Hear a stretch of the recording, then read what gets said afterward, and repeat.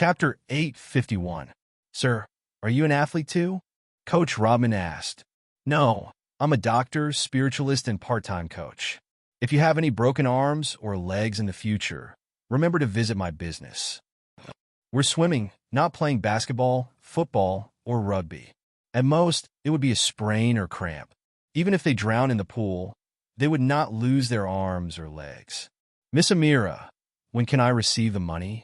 Amira's face was as cold as ice. She did not care about the $9 million. She only cared about being defeated by this man.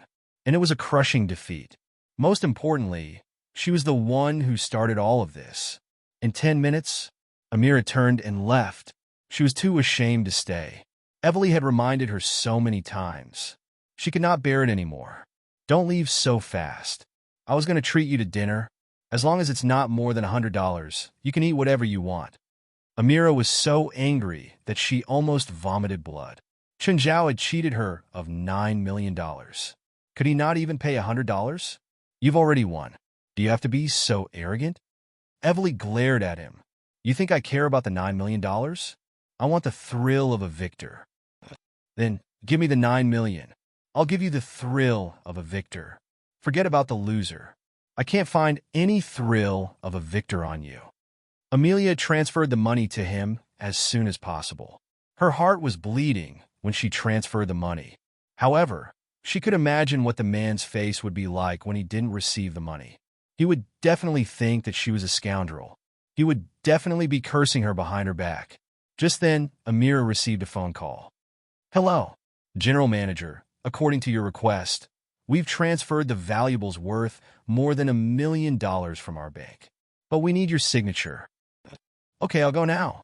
Amira was in a bad mood, but she still prioritized work. Because of what had happened in the bank, she had to wait until it was settled before she could reopen the bank. As for the valuables stored in the bank, they had to be temporarily transferred to other banks. Amira rushed to the bank's vault, where the staff were counting and packing the valuables.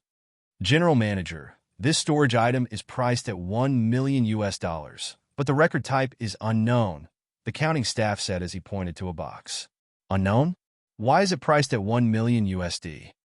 A bank was not an insurance company. An insurance company could invest as much as it offered. However, the goods stored in the bank must be checked, and the goods must be genuine. After all, if anyone placed drugs and other contraband items in the bank for safekeeping, the bank would be in a lot of trouble. Who signed for the deposit? Villia is in charge of signing the receipt, but she jumped off the building last time. Amira froze for a moment. Then who's the owner of the storage? It is also unknown. Also unknown. What are you doing? Amira was a little angry. She felt that this was too irresponsible. Open it for storage inspection, Yamala said. General Manager, I can't open it. It's not locked. Why can't I open it? Amira saw two people trying to open the lid of the box, but they couldn't. You guys come and help? Everyone came over to help. Some grabbed the box, while others pulled the lid. Just then a gap suddenly opened in the box.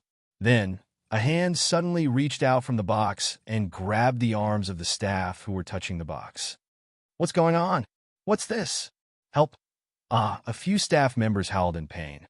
Amira was startled by the sudden turn of events. Just then, the staff were directly pulled into the box. Amira was so shocked that she took 2 steps back and sat on the ground. The box was completely opened, and a golden stone rolled out from the box. No, it was not a stone, but a piece of gold. However, there was a strange aura lingering around the gold.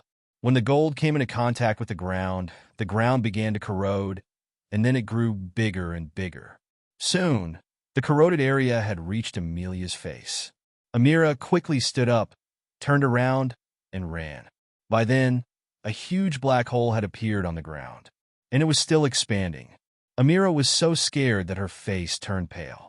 She watched as the hole expanded to a diameter of more than 10 meters. Then, a suffocating sound spread out from the hole. Amira had long lost her ladylike and reserved demeanor. She scrambled out of the bank. What to do? What to do? Call the police? Could the police handle this situation? And if they did, then the bank's reputation would be completely ruined.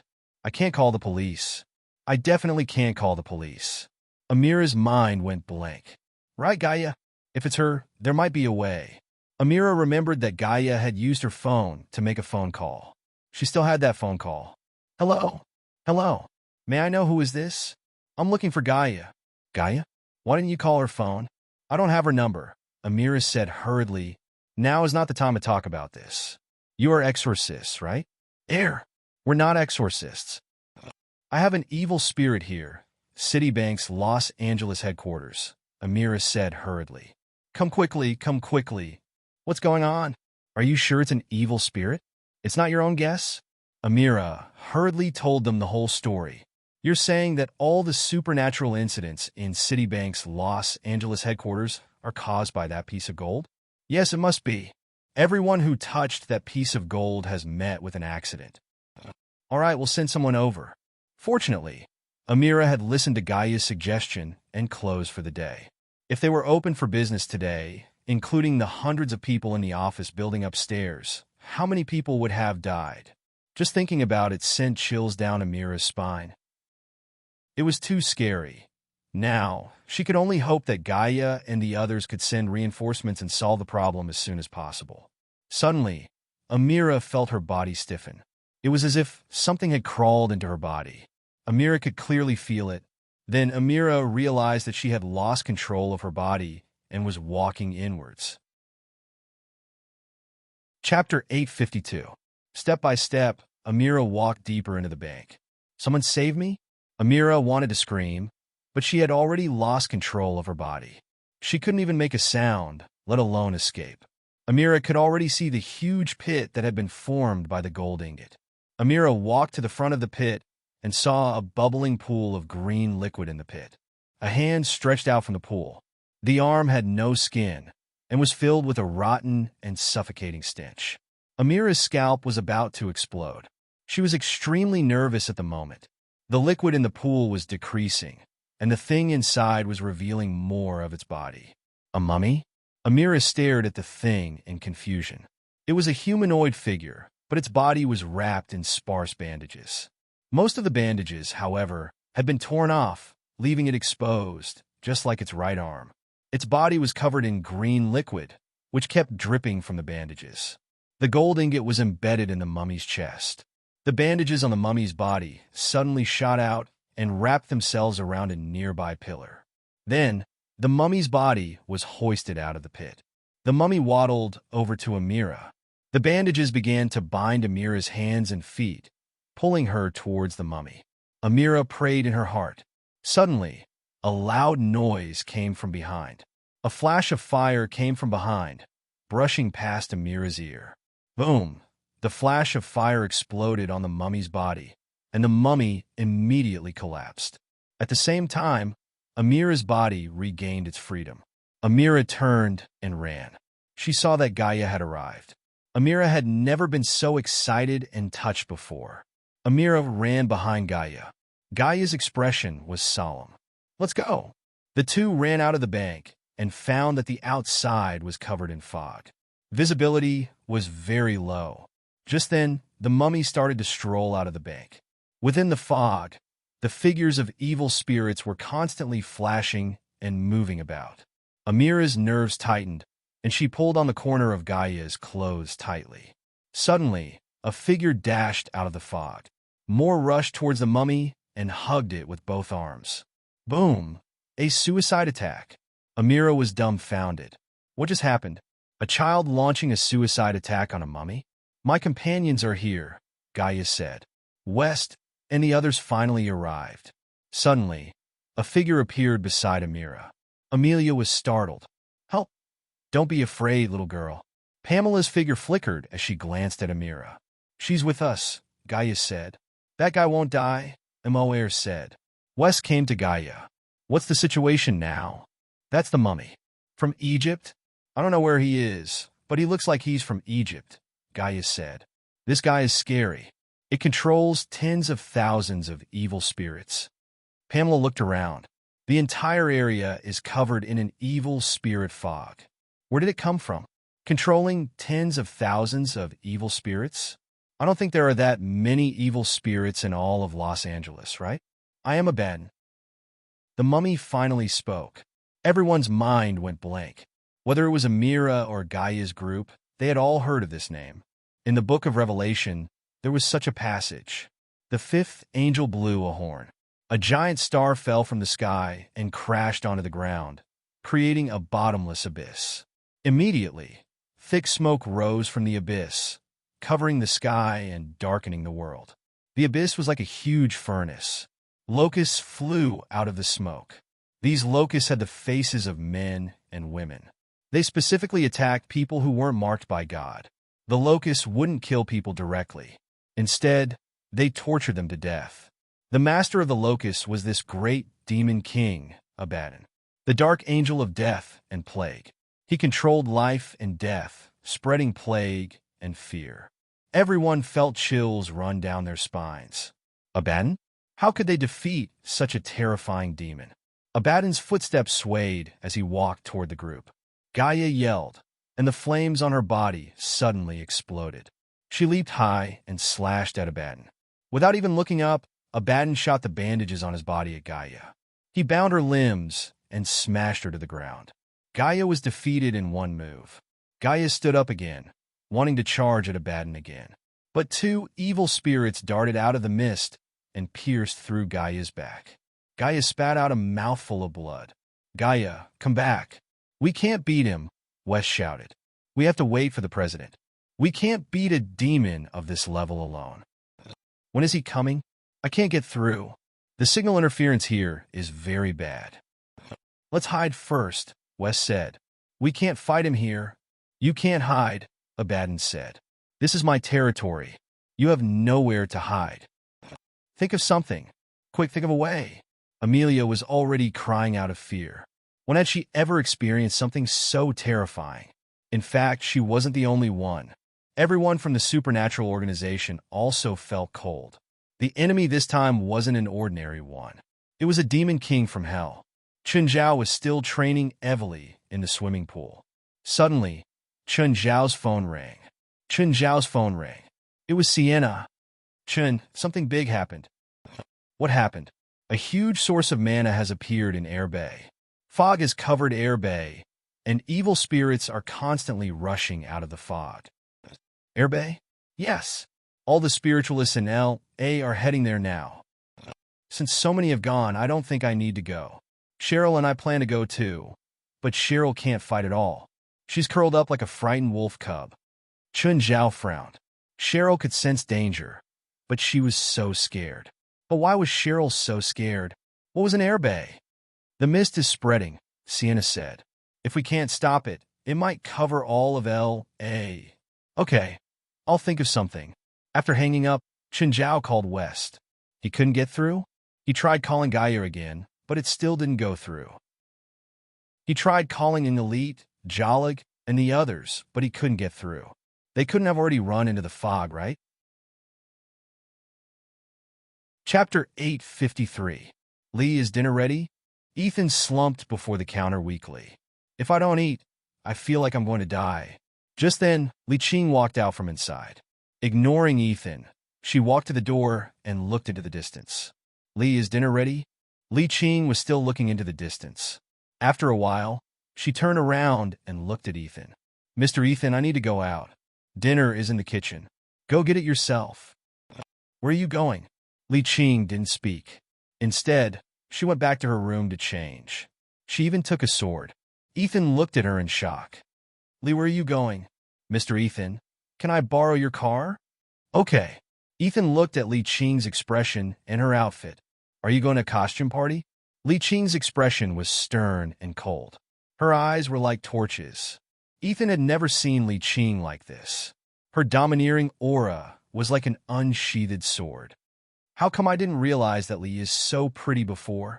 "My dear master, that place is too dangerous. Don't go there. It's different this time. There's a terrifying demon hidden in the fog," Simon said in fear. Harisha looked at the fog in the distance. "The Witch Assassin Union has issued a mission. I have to go. Otherwise, my identity will be taken away." "That's still better than going there to die." "We can't defeat the demon inside," Simon said. "You can leave now." "No, Simon said seriously. I already swore to protect you forever. Even if you go to the toilet, I'll accompany you. You'd better die right now. Rupert, bring this and that too. Camilla followed beside Rupert and kept reminding her. And this wand. Teacher, are you sure you want me to bring a wand that's longer than me? You have to. This wand can greatly increase your magic power, Camilla said. Teacher, what's inside? You've never been so nervous before. I don't know what's inside, but that thing makes me feel fear. Chen will go, right? Even Chen might not be able to defeat the thing inside this time. Even he can't defeat him? Is it that scary? Yes, I feel a huge source of mana. It's a feeling I've never felt before. It's 100 times stronger than the ghost ship I've fought before. Is it really that scary? This isn't something that a single person can defeat. If that thing isn't handled properly, it's likely to kill everyone in Los Angeles. Chen Zhao felt uneasy on the way back. When they got home, Fei Lai didn't look too good. Fei Lai, what's wrong? I don't know why, but I just feel uncomfortable all over. Chen Zhao glanced at the little demon beside Fei Lai. It seemed to be very anxious. Master, we felt a huge magical power in that direction, King Kong said, pointing in the direction of Air Bay. We felt a huge magical power in that direction. Even they felt it? It's probably some big demon's power leaking into this world, Samuel said. He's starting to pollute the world. I hate this feeling. I hate when people steal my things. Won't such a powerful demon's power be suppressed by the human laws if it leaks into this world? Chen Zhao asked. I don't know how he did it. Just then, Chen Zhao's phone rang. It was Warrencom. Chen Zhao picked it up. Hi. Chen, Warrencom said. Looks like we'll have a chance to fight side by side again. Won't you consider joining the Holy Knights? You know, too, our satellite detected a huge and terrifying source of mana in the northwest of LA. It's filled with an evil aura. Fuck, you Holy Knights have satellites? Yes, join us. We're rich. Not only do we have satellites, but we also have a lot of high-tech equipment. Do you have spaceships? No. When you have a spaceship, Chen Zhao said, call me to join. After hanging up, Chen Zhao planned to go out too. Fei Lai, I'm going out later. Be careful. Fei Lai seemed to have sensed something. Don't worry. This time, Chen Zhao brought Beelzebub, Raymond, Carey, Blackie, Abidos, King Kong, Black Ma, White Ma, and Samuel. He brought all the demons with him. Chen Zhao didn't know what was inside or what was inside. We better think of a strategy, Chen Zhao said. All the demons surrounded Chen Zhao. The car slowly stopped outside Irwin. Just then, all the demons around Chen Zhao started mutating. They were going back to their original forms. Usually, this would happen when they were in a spatial crevice. In other words, they were in a spatial crevice right now. By now, Chen Zhao's demon servants were no longer in their ordinary forms. Except for one demon, Samuel. Unless this was a demonic territory created by another demon king. Otherwise, it was impossible to reduce the suppression of laws on him. Okay, disperse. Chen Zhao waved his hand. All the demons dispersed. They each searched for the main source of pollution. When they found it, they would call Chen Zhao over. On the other hand, Chen Zhao carried Samuel and walked in the mist. Blackie followed beside Chen Zhao. It should be Abaddon's power, Samuel said. Abaddon? What's his background? A level 2 demon king.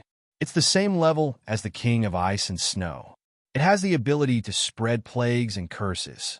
It also controls countless evil spirits, Samuel said. Are you saying that I'm going to face a demon king this time? If it's a demon king, I can turn around and leave right now. I can't win it all? Okay. It's not a demon king, Samuel said. His power can't seep into the human world. It should be Abaddon's subordinate. It should be a mid-level demon and not the main body. Just then, an evil spirit pounced at Chen Zhao. Blackie swept past, and the evil spirit turned into ashes. Just then a figure ran out of the mist. Help, help! Chen Zhao took a closer look. Wasn't that Amira? Chapter 854. Why are you here? Eyes wide, Amira stared at Chen Zhao in shock. Looking at Chen Zhao's arms, he was actually holding a kitten, taking a walk. Amira held her forehead. Take a walk? Are you taking a walk to heaven? You're taking a walk here? Can I? Don't you want to see the situation here? Here? What's wrong? You're just going into the fog. Great, Chen Zhao said. It's rare for L.A. to have fog like this, especially at night. Amira was speechless. She'd never seen someone so careless. Forget it. She couldn't care less about his life now. She couldn't even protect herself now. She couldn't save anyone else either. Suddenly, an evil spirit charged out of the fog. The evil spirit only had one head, but it was many times larger than an ordinary evil spirit. Ah! Amira broke into a run. In the blink of an eye, she disappeared into the fog. Amira looked back. Chun Zhao hadn't followed. The evil spirit hadn't caught up either. Amira was very tired. She'd been running for a long time. Just then, Amira heard crying. She saw the figure of a child in the fog. Amira went forward trying to pull the child back. However, she realized that the child had already disappeared with the wind. Sister, are you looking for me? Amira heard the child's voice. Looking back, she saw the child lying on her back. The child was covered in blood. Amira was paralyzed with fear. Ah! Come down, come down. Suddenly, a sword flashed. Amira saw the child's head cut off by the sword. A strangely dressed woman strolled over, holding a sharp sword. She wasn't young. Her hair was white, but she gave Amira a very special feeling. Elegant. That's right, elegant. The woman's face was as cold as ice, and her aura was as cold as the wind. She swung the sword at the fog. The fog around them was swept away. The evil spirit hidden in the fog also let out a wail. It was Li Qing. Amazing, Amira exclaimed, but at that moment, a huge figure rushed out of the fog. It was a giant monster with dozens of skulls on its neck. Its body was 6 to 7 meters tall, and its huge fists smashed down towards the woman. Li Qing's expression changed as he hurriedly dodged. Although her spiritual power was strong, her physical resistance was relatively weak. This kind of monster was the last thing she was good at. The dozens of skulls on the skeletal monster's neck let out a rattling sound. But at that moment, another black shadow appeared in the fog. It was even bigger than the giant skeleton monster. Amelia trembled in fear, while Li Qing's expression froze as she stared vigilantly at the mist. Finally, the fog was abruptly smashed open. A snake, a 5-flowered python, broke through the mist. It was a 5-flower python that was more than 30 meters long. It bit the giant skeleton monster. Raymond came. He inhaled, and the skeleton monster's body started to turn into powder, which Raymond sucked into his mouth. Li Qing looked at the unbelievably huge snake warily. Raymond glanced at Li Qing, then at Amelia. Then he slipped back into the fog. Not an enemy? Li Qing did not sense any hostility from the terrifying snake. Just then, something seemed to fall from the sky. Boom! A rotting evil beast descended from the sky. However, there was also a mountain gorilla on top of it. Amelia watched in shock as the two beasts fought. The mountain gorilla held a huge hammer with both arms and smashed it hard on the beast's body. With one hit, half of the beast's body was smashed. But in the next instant, another rotting beast pounced out of the fog, pinning the mountain gorilla to the ground. The mountain gorilla kicked upwards, and the rotting beast was kicked into the air. The mountain gorilla did a home run, swinging the hammer with one arm and smashing the rotting beast away. Amelia's heart was pounding as she watched the mountain gorilla fight against the rotting beasts that kept appearing. It looked dangerous, but the mountain gorilla was clearly much stronger. Even though it was one against many, it still had the upper hand. Li Qing was also watching from the side, but she could not intervene. The mountain gorilla was obviously on her side.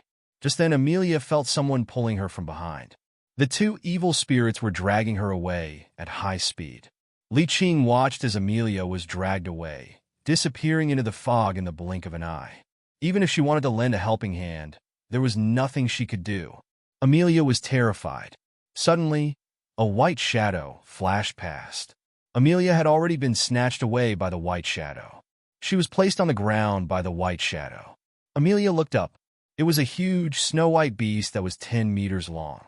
The snow-white beast had a long, thin mane and was completely spotless. Amelia had seen too many unbelievable things that night, so she was no longer as shocked as before. The newcomer was naturally a home without the suppression of the laws. Carrie breathed out a breath of cold air into the sky. Huge chunks of ice kept falling from the sky. Every piece of ice that fell had an evil spirit sealed within it. Amelia felt that the snow-white beast was incredible. But just then, more evil spirits appeared around them. Hundreds of evil spirits surrounded Carrie. Amelia could not help but worry for the silver-white beast. Could this silvery white beast deal with so many evil spirits? Whoosh! Suddenly, a streak of fire descended from the sky. Amelia rubbed her eyes. What did she just see? Dragon? The legendary fire dragon? Carrie and Abidos, who had rushed over, had their backs to each other. They breathed out cold air and dragon breath at the same time, circling around them. Shock was written all over Amelia's face. She felt like she was living in a myth. Suddenly, a foul stench assaulted them. Amelia was no stranger to this smell. That thing was coming. She saw Abaddon swaying his body in the fog, walking in their direction. Carrie and Abidos both looked wary. The next moment, bandages shot out of the fog, binding Carrie and Abidos. Abaddon appeared in front of Amelia again. Amelia felt her hair stand on end. Abaddon sprayed a mouthful of green liquid at Amelia. "You're dead." The next moment, Amelia suddenly felt someone pull her collar, dodging the green liquid. Amelia looked up. It was Chun Zhao. Chun Zhao was carrying Amelia with one hand and holding the cat with the other. "Hi, Miss Amelia. We meet again. You're not dead? Air. Is this how you greet people in your hometown? Didn't you notice the situation here?" Amelia asked excitedly. "Did you forget that I'm a spiritualist?" Chapter 855. At this moment, another unfamiliar giant beast appeared. It was Beelzebub's glutton. Right now, he was opening his bloody mouth and continuously absorbing the surrounding mist. This made his body even more bloated. It also made the surrounding air cleaner. Carrie and Abidos released ice power and fire dragon power directly, breaking the bandages on them. King Kong also charged out of the mist. Amelia's breathing quickened. He stared intently at the divine beasts surrounding Abaddon in all shapes and sizes. "Should we move further away?" Amira asked. Just then, Gaia walked out of the mist. At this moment, Gaia was covered in wounds, and he had to use his great sword to move his body. "Chun, you're finally here. Gaia, you're so pitiful. You know each other?" Amira asked in surprise. "Guild leader, you're finally here. West ran out of nowhere. You're their president?" Amira was even more surprised. "President, Fire Dragon, and King Kong are yours. I don't think I've seen the others before. They're also my pets. You've seen Beelzebub, Carrie, and Raymond." Puff! Gaia and West gaped at him in disbelief. These three were Beelzebub, Carrie, and Raymond? In their minds, these three had always been different from the other pets in Chun Zhao's family. They were too small. Even Raymond, who was 3 meters long, was very ordinary. He actually looked about the same size as the King Cobra. But now they realized Beelzebub, Raymond, and Carrie's true forms were actually so terrifying. "What about Black Ma and White Ma?" West asked. "Speak of the devil." The 2 large dogs were hanging on a 3-meter-tall zombie monster and rolling into the field. "Master, we'll deal with this thing soon." Black Ma and White Ma usually bullied the weak and feared the strong. Even though they'd entered this demonic territory, they hadn't improved much. This was because they were in their original forms. They still had the same strength as before. Moreover, their strength wasn't reflected in their combat ability. So the result was that they couldn't even kill this zombie monster. Raymond, Beelzebub, Abidos, Carrie, and King Kong formed a circle around Abaddon. Abaddon was the first to attack. The bandages on his body instantly shot out in all directions. In an instant, the 5 demons were bound at the same time. However, the 5 demons were not small in size, and of course their strength was not small either. This was especially true for King Kong, whose only ability was power. This also caused Abaddon to be unable to completely suppress the 5 demons immediately. Just then, Samuel said from Chen Zhao's arms, "These 5 idiots." Hearing that, Chen Zhao couldn't help but frown. "What happened? Have you forgotten Abaddon's subordinate powers?" "Plague and death," Samuel said. Just then Carrie went down first. There were dark green marks on her body where the bandages had touched. Then Beelzebub and Abydos fell too. Then it was King Kong and Raymond. They were all affected by the plague released by Abaddon. Everyone's expression changed instantly. Even Chen Zhao's pets couldn't defeat Abaddon. Abaddon looked at Chen Zhao and Amila. Immediately, Abaddon spat out a large amount of green liquid. The green liquid shot toward Chen Zhao and Amila. The dark serum formed a wall, blocking Abaddon's green liquid. Then, the dark serum spread from the ground to Abaddon's feet and pulled him into the shadows. Abaddon struggled a few times, but he couldn't break free. The more he struggled, the faster he sank. Amila stared at Chen Zhao in shock. So powerful. This was the first time she saw someone who could fight Abaddon head-on. Just when Chen Zhao thought that the battle would end in such a simple way, the surrounding evil spirits started gathering toward Abaddon. "Blackie, stop them!" Chen Zhao shouted. Blackie did his best to kill the evil spirits that were approaching Abaddon. However, there were still some that slipped through the net. With each evil spirit Abaddon absorbed, he became stronger. The more difficult it was for Chen Zhao to control the dark serum. Everyone stared at Chen Zhao in disbelief. They couldn't see Blackie, so they could only see hundreds of evil spirits disintegrating. Those ferocious evil spirits would often disappear for no apparent reason. Abaddon finally broke free from Chen Zhao's shadows. At this moment, Abaddon had grown a lot. He looked like a mummy of a superstar. Chen Zhao took out his bronze sword. Facing Abaddon, he didn't dare to be careless. He also had to fight in his strongest state. Abaddon's bandages also formed the shape of a sword. With the addition of demonic power, it turned into a huge green sword. Abaddon raised the huge green sword and smashed it down at Chen Zhao's head. Amila's face was already pale. Chen Zhao blocked with his bronze sword. Bang! The ground around them shattered, but the two were evenly matched. Although Abaddon and Chen Zhao's size was very different, the difference in strength wasn't obvious. The huge green sword and the bronze sword collided. They were still wrestling. Amila's face was filled with shock. She looked at Chen Zhao in disbelief. She didn't expect that Chen Zhao, who had always been frivolous in front of her, could actually fight with Abaddon. Chen Zhao suddenly exerted force and pushed Abaddon's huge green sword away. Abaddon staggered back a few steps. He used the same trick again and sprayed large amounts of green liquid at Chen Zhao. The mouth of gluttony sucked in all the green liquid. The next moment, it condensed into a sphere and shot out. Abaddon was hit by his own attack and was knocked back. Everyone watched Chen Zhao and Abaddon's battle in shock. The dark serum started covering Chen Zhao's body. Chen Zhao could feel that Abaddon's strength wasn't weaker than his. So, he had to decide the winner as soon as possible. Chen Zhao turned black. Of course, it was only on the surface. After the dark state, Chen Zhao's strength increased again. As for the bronze sword, mana was completely poured into it, covering the surface of the bronze sword with a layer of sword aura.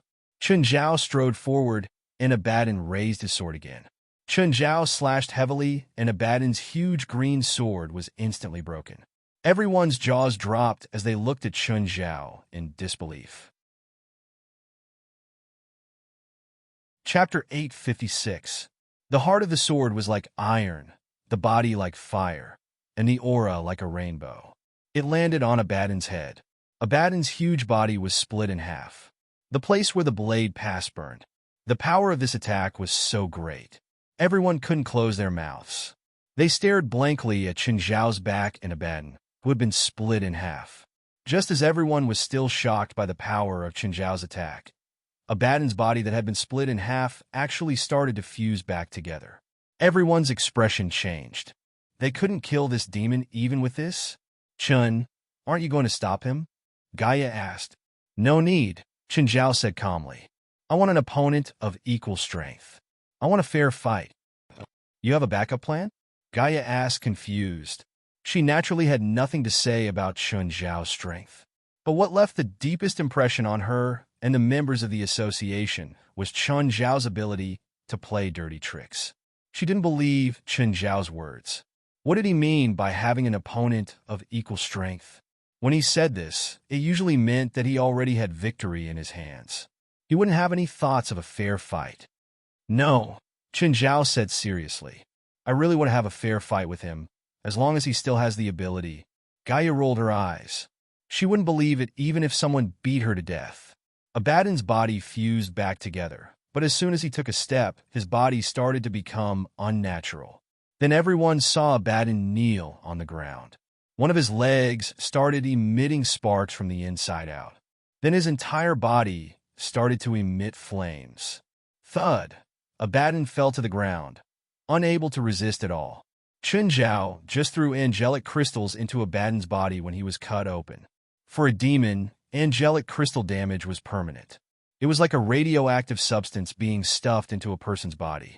Back then, Chun Zhao had stuffed a perfect angelic crystal into Logan Samuel's mouth. Logan Samuel was a demon lord. He was many times stronger than Abaddon, but he'd still been tortured to death. Abaddon couldn't possibly endure such pain and torture. This Abaddon in front of him was not the true messenger of plague and death, nor was he the demon king Abaddon. Instead, he was just a projection of a subordinate demon like Beelzebub, Raymond, and Carrie. However, his main body should be stronger than the three of them. Chun Zhao watched as Abaddon's body was burned to ashes. He saw a piece of demon gold on the ground. Chun Zhao could not help but frown. He was no stranger to the shape of this piece of demon gold, because the demon gold on Mikasa Island was just like this piece of gold. However, that gold wasn't as evil as this piece of devil gold. Seeing that Chun Zhao was about to pick up the demonic gold, Amira hurriedly shouted, "Don't touch it. This gold is very evil." That demon was released by it. Chun Zhao picked up the demon gold unconcernedly. As expected, the moment he picked up the demonic gold, a wave of demonic power tried to seep into his body. However, the evil demonic energy was quickly devoured by the mouth of gluttony. The mist gradually dispersed. Abido's, Raymond, Carrie, King Kong, and Beelzebub's bodies also started to return to normal. "Do you know where this piece of gold came from?" Chun Zhao asked. "No. Someone deposited it in our bank, but I don't know who it is exactly. Those who know have already committed suicide or were killed by this thing." Amira did not dare to approach the demonic gold. "President, are all the disasters caused by this piece of gold?" "I don't know. I'll bring it back and study it." Chun Zhao had no clue now. After sending Beelzebub and the others to the car, he asked Wes to deal with the aftermath. This incident was huge, but Wes should have a way to deal with it. "Samuel, are Beelzebub and the others okay?" Chun Zhao asked. "They're all demons and have strong resistance," Samuel said nonchalantly. "The plague did damage them temporarily, but they'll recover soon." "Samuel, do you know what's going on?" "This method of summoning demons into the human world is too special." "I never knew there was such a method," Samuel said. "But your method of summoning demons is also special. Every time you summon a demon, you'll form an alliance with it. The Abaddon we met today is completely uncontrolled. He's also a projection, but he doesn't have a consciousness. He completely pollutes the area on his own." Raymond was the first to wake up. He was a snake and had the highest resistance to poison. Then it was Beelzebub's turn. Since he ate everything, no matter what entered his body, he could quickly produce antibodies. When they returned home, Feilai saw Chun Zhao. "Chun, did you go to save the world again?" Is it Irvine this time?" "How do you know?" "The news said that there was a chemical leak, so they've temporarily sealed it. It was said that pregnant women became dumb for 3 years." Chun Zhao felt that Feilai was getting smarter. However, Feilai had a good point. She never asked too many questions. "Andrews, give me your Chinese client's information." "Huh?" Andrews was a bit surprised. He didn't understand why Amira wanted Chun Zhao's information. "What's he doing recently?" Amira asked. "He wants to buy the land where he lives." It's about 12 square kilometers. What's the price? It used to be about $20 million, but the local government has lowered it to $15 million. Continue bargaining, Immerse said. Our bank can cooperate with you in any way. Also, tell me the final price. I'll cover 50%. Andrews gasped. What was the relationship between the Chinese and Immerse? Immerse was actually willing to pay half the price for him? Was their relationship that good? What did Mr. Chen say? Andrews asked. Just say half the price. Just say that it's the result of your bargaining. Don't let him know that I'm paying half the price, Immerse said. Andrews was even more confused. He didn't know what Immerse was trying to do. However, it seemed that they had a close relationship. He definitely couldn't afford to offend them. It seemed that he had made the right bet by choosing this Chinese as his client. Chapter 857. Mr. Chen, we've already discussed the price of the land you want to buy. Oh, what price? 6 million. What? Say it again. How much? 6 million. Are you kidding me? Chen Zhao exclaimed. 6 million? In Chen Zhao's opinion, 15 million was about the price. It was basically impossible to go any lower. But Andrews told him that he only had to pay 6 million. Chen Zhao felt that it was really a joke. Of course, Andrews said. The mountain town government wants to apply for an 80 million loan from our bank, but their mortgage is a bit low, so it's hard to approve. So you're using the loan as a bargaining chip? Yes, Andrews said. Mr. Chen, when are you free to come over and sign the land purchase contract? I'm free anytime. How about now? Sure. When Chen Zhao went to Irvine, he realized that the Los Angeles headquarters of Citibank was being renovated, but the office upstairs was still working normally. Although there had been a series of changes, the interior of the bank wasn't affected. This was understandable. After all, with Citibank's power, it wasn't hard to suppress this matter. It was not difficult to suppress this matter. For them, if the gaffe continued to worsen, their business would be affected. Even if it was just the L.A. branch, the loss of a day's work would be huge. Chen Zhao found Andrew's office. Hello, Mr. Chen. Hello. This is the land purchase contract. Please take a look. If there are no problems, you can sign it. Chen Zhao read it word by word. After confirming that there were no problems, he signed it. Mr. Chen, are you familiar with our general manager? Chen Zhao thought for a moment. I just scammed 9 million from her 2 days ago. Is that familiar? Andrews was astonished. You cheated her of $9 million? That wasn't right. If they were enemies, why would Immerse help Chen Zhao pay 50% of the land purchase price? Andrews couldn't figure it out. He had indeed discovered that 9 million had suddenly been transferred to Chen Zhao's bank account 2 days ago. But he quickly gave up on guessing. He really couldn't figure it out. So, that land is mine now, right? Chen Zhao asked. Theoretically, Andrews said. But legally, we have to wait for the notary office's result. Chen Zhao nodded. When he bought Mirror Lake, he'd waited 2 or 3 months to get the deed. Buying land in America was rather simple. He didn't have to go everywhere. It was to sign the contract and pay the money, then send it to the notary office, and finally the Land Bureau to issue the land deed. The banking system in the United States was more complete than that in China. Therefore, their business was more detailed and safer. Chen Zhao wasn't worried that something would go wrong with the bank. Just then, Immerse walked over. Mr. Chen, I'm Chen, she said. Zhao, she said. Chen, Zhao said. Chen said. Zhao, you said. You don't have to apologize. If you still want to bet next time, remember to find me. I'll be there anytime. Chen, she. Chen. Chen, no. Chen. Immerse was so angry that her nose was crooked, but she still maintained a smile on her face. Andrews was even more confused. Why was Immerse apologizing to Chen Zhao after losing $9 million? After that, Chen Zhao went to train Evely. Evely's price wasn't low. Chen Zhao had to try his best. Chen, are you coming to the Celebrity Invitational on November 25th? Evely asked, leaning against the shore. Where? Montreal, Canada. I'm not sure. Chen Zhao couldn't give a definite answer. He had to ask Feilai's opinion. November 25th would be the start of winter in Canada. The temperature was 20 degrees lower than in LA. If Feilai wasn't willing to go, Chen Zhao didn't want to leave her side. It wasn't that Chen Zhao had to stick to Fei Lai. She was pregnant now. Chen Zhao wanted to stay by her side and take care of her. Besides, his girlfriend was pregnant and he was staying at home. He went out to watch another woman's competition. No matter how he thought about it, it was not a good thing. If Fei Lai was interested in going to Canada for a vacation, Chen Zhao would go. If she wasn't, Chen Zhao wouldn't go either. Okay, if you want to go, call me in advance. I'll reserve a ticket for you. Okay. Chen Zhao nodded. When he returned home, Chen Zhao found Fei Lai moving the wine. Fei Lai, what are you doing? Hurry up and go upstairs. Chen Zhao quickly stopped her. I saw that it's been here for a long time, so I think it should be ready. Leave the heavy work to me in the future. If I'm not home, let King Kong do it. It's strong, Chen Zhao said. Step back.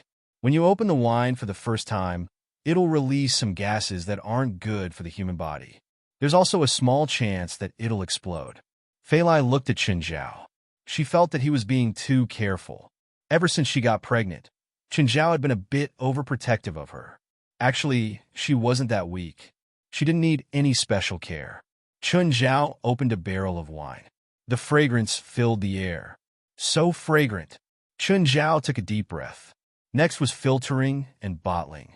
Generally, high-grade wines needed to be filtered for a second time before they could be bottled. Chen Zhao didn't have to teach the inferior demons these steps. They probably knew better than Chen Zhao what to do. In the next half a day, Chen Zhao, Fei Lai, and the family started to work around the wine. Fei Lai wanted to do her part, so she also helped during the bottling process. The inferior demons were anxious.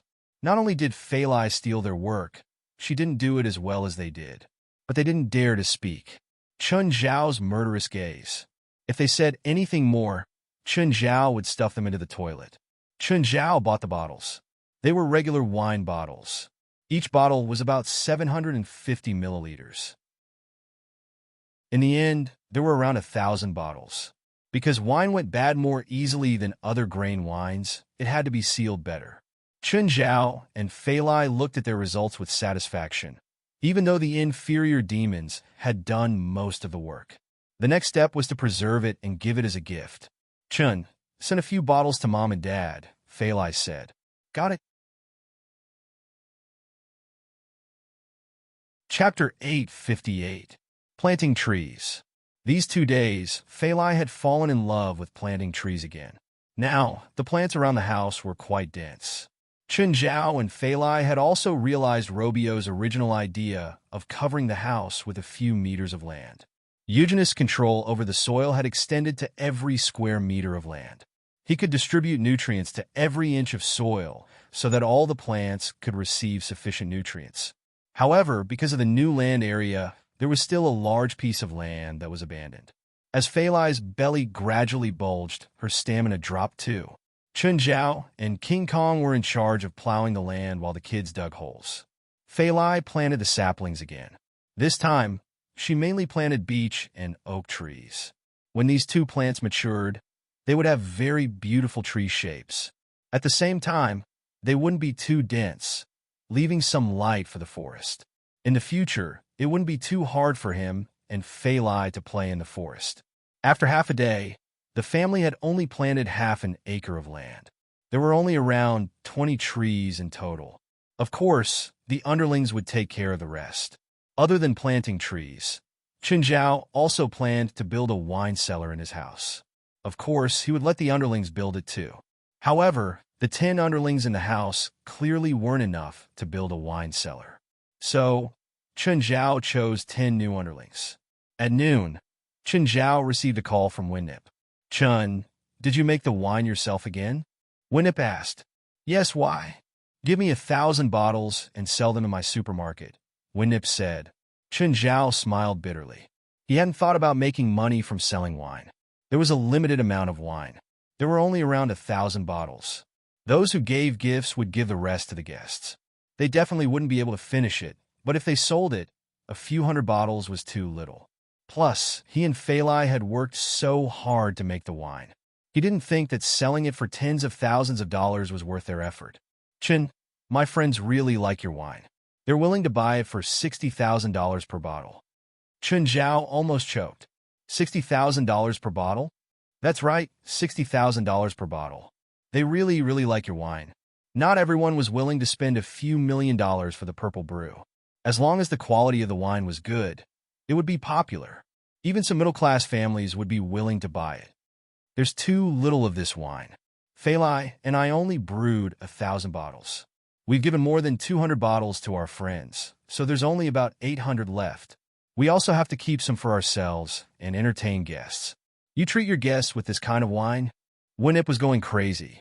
The last time she used this wine to entertain a few business partners, she didn't expect them to like this wine so much. Everyone was asking if there was any way to buy this wine. This also made her see a business opportunity. She felt that this was another way to attract customers into her supermarket. After all, Mara's supermarket was now very famous, and the world's best wine was always on display in her supermarket. Of course, after that day, Winip didn't open another bottle. Lauren, Howard, Kareem, and King complained that she didn't even want to drink it herself. But Chun Zhao had actually left a few hundred bottles at home.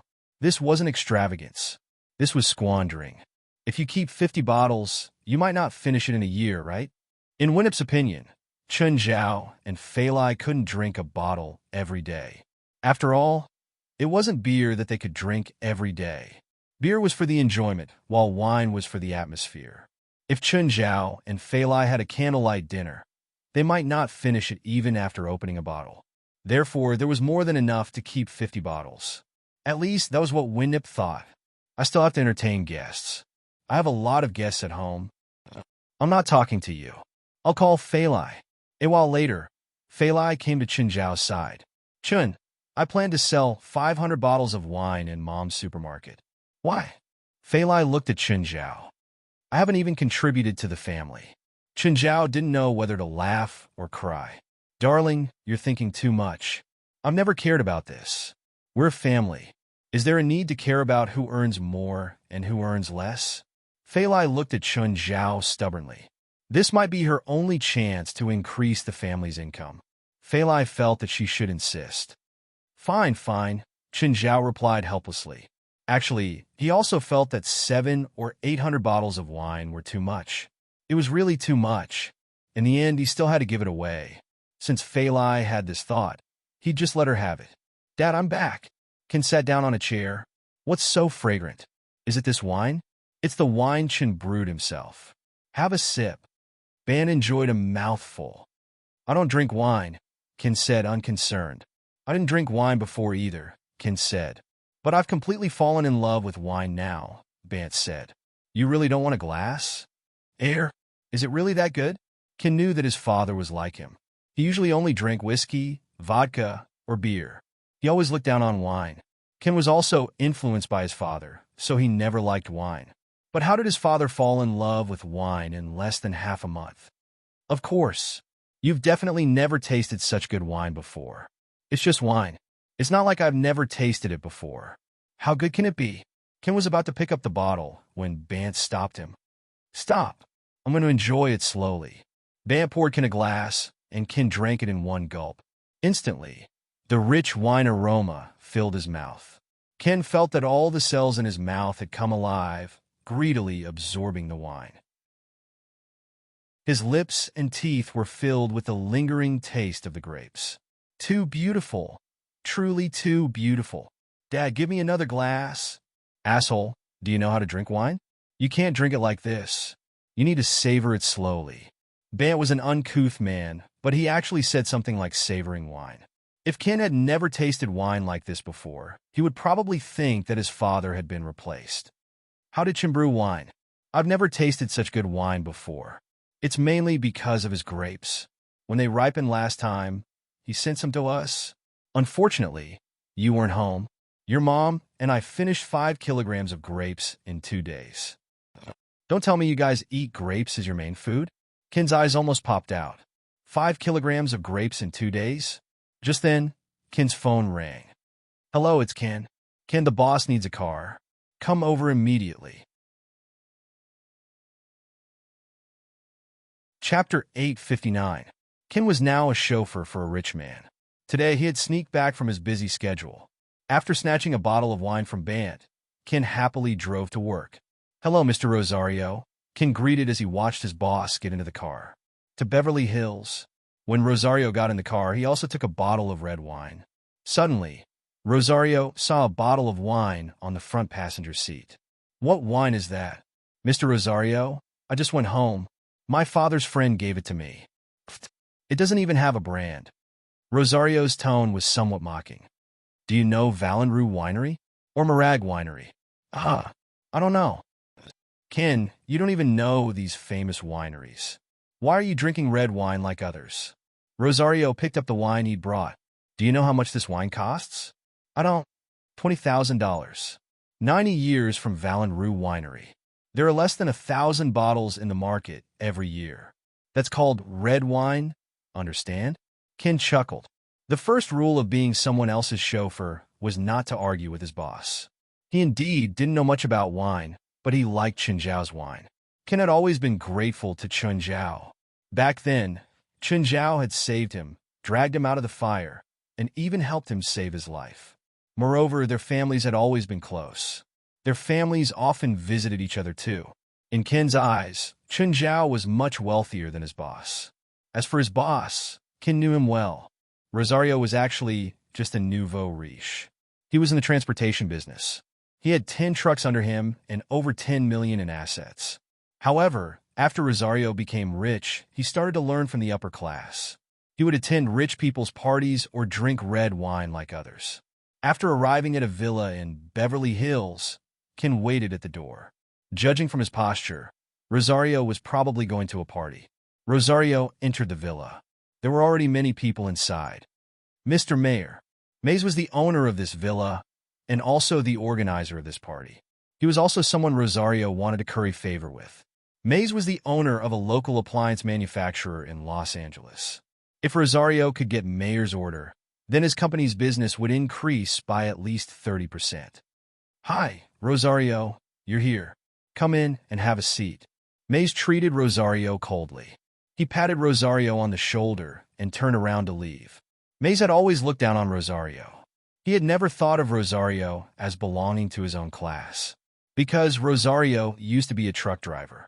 Rosario stopped Mays. "Mr. Mays, I bought this for you. It's a 90-year-old wine from the Valenrue Chateau. It's very hard to find in the market." Mays picked up the wine Rosario had given him and had a look. He couldn't help but sneer. "Rosario, do you know red wine?" I occasionally study it."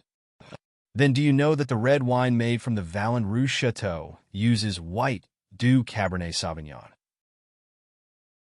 Because the white Doux Cabernet Sauvignon grows on the red soil in the suburbs of Paris.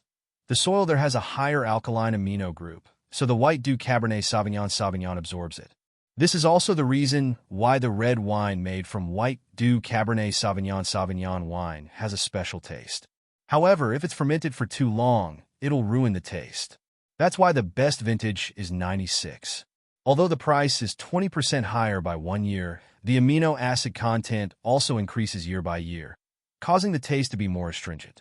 A 90-year-old wine can't be drunk anymore. If you want me to keep it, I have plenty of wine in my cellar. If you want me to drink it, I'm afraid you'll make me vomit on the spot." May's words made Rosario's face turn red. He couldn't say a word. Rosario didn't know anything about red wine.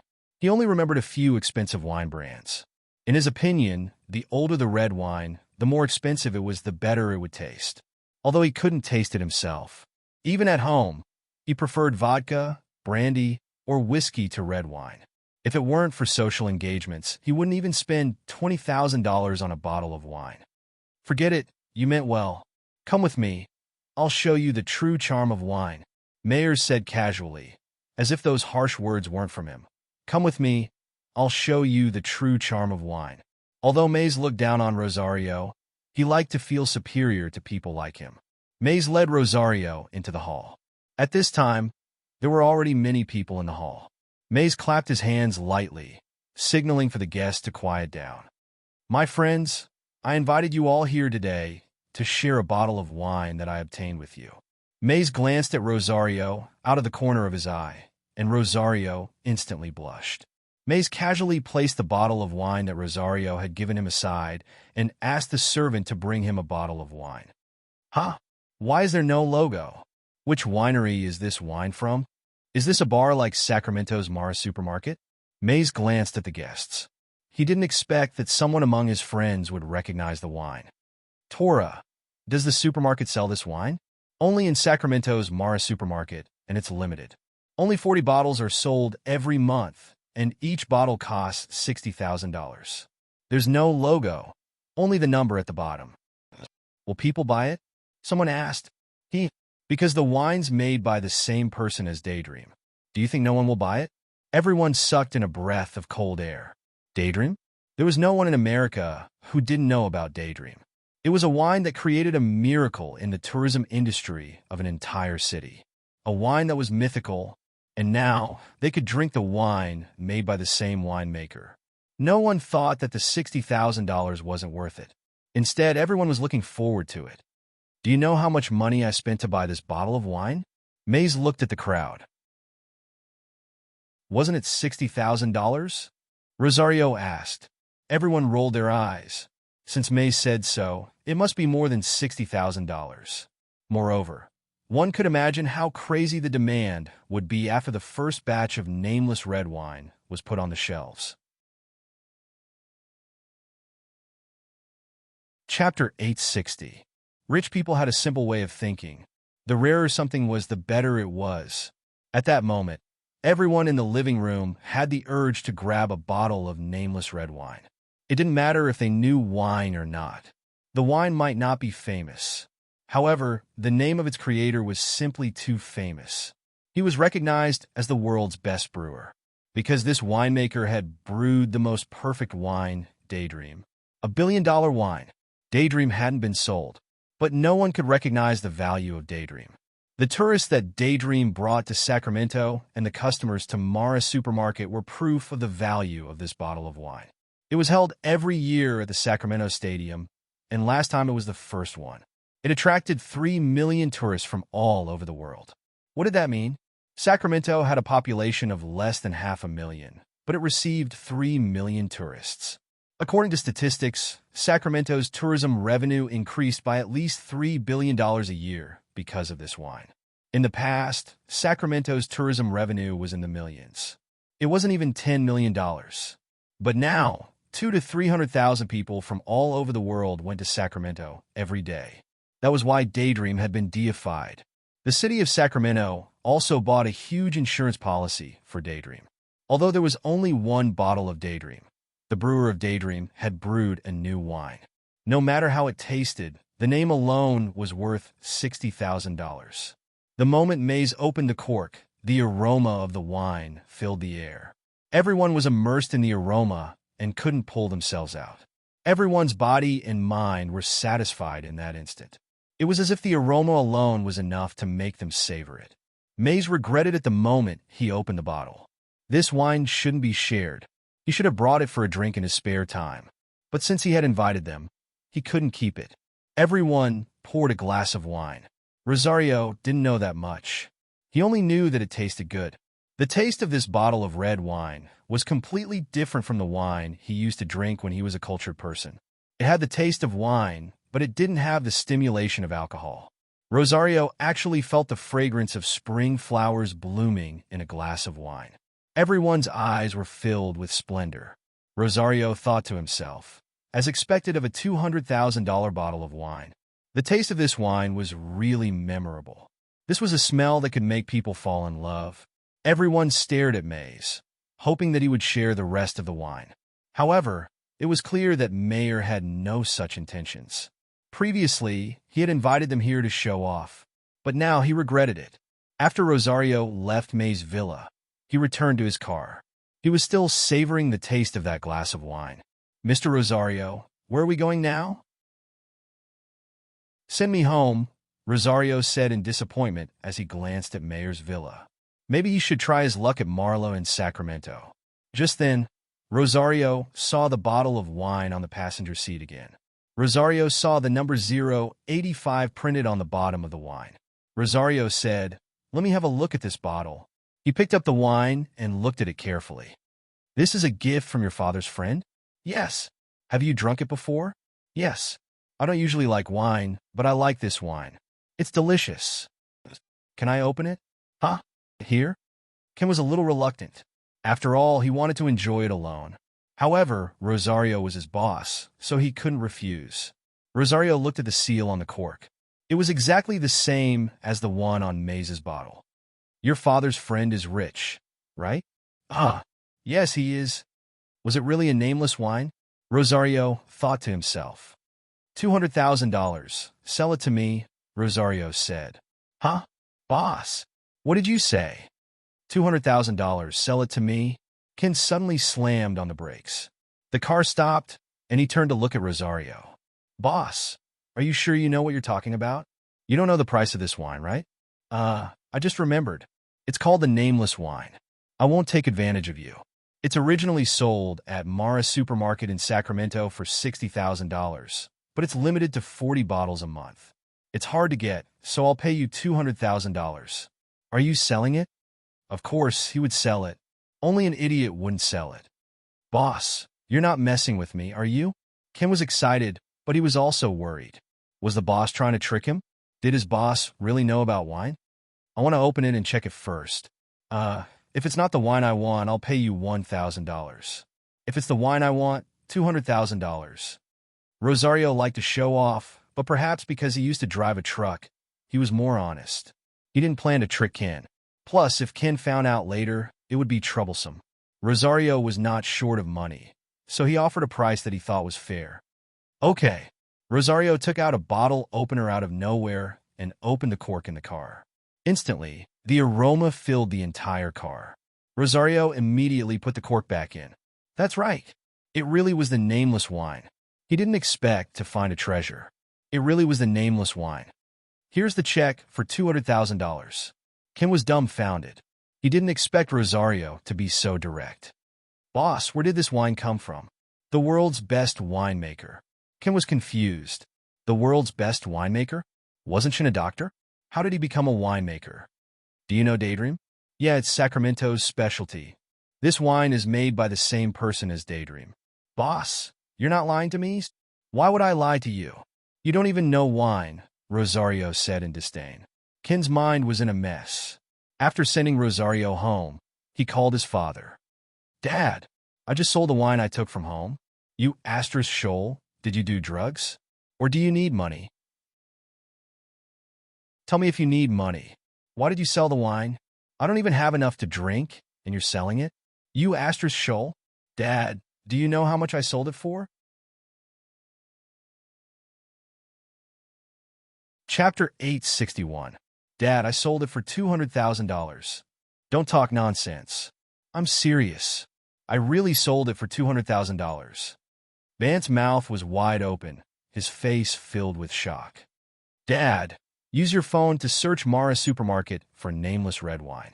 Vance started searching for related information. As expected, a lot of information and news popped up. 5 days ago, Mara Supermarket had put 40 bottles of wine on the shelves.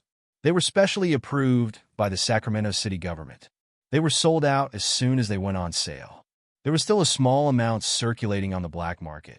The highest price was already close to $300,000. Ken, this nameless wine is Chen's gift to us? That's right. Vance's mind was in a mess. Mara Supermarket sold a bottle for $60,000.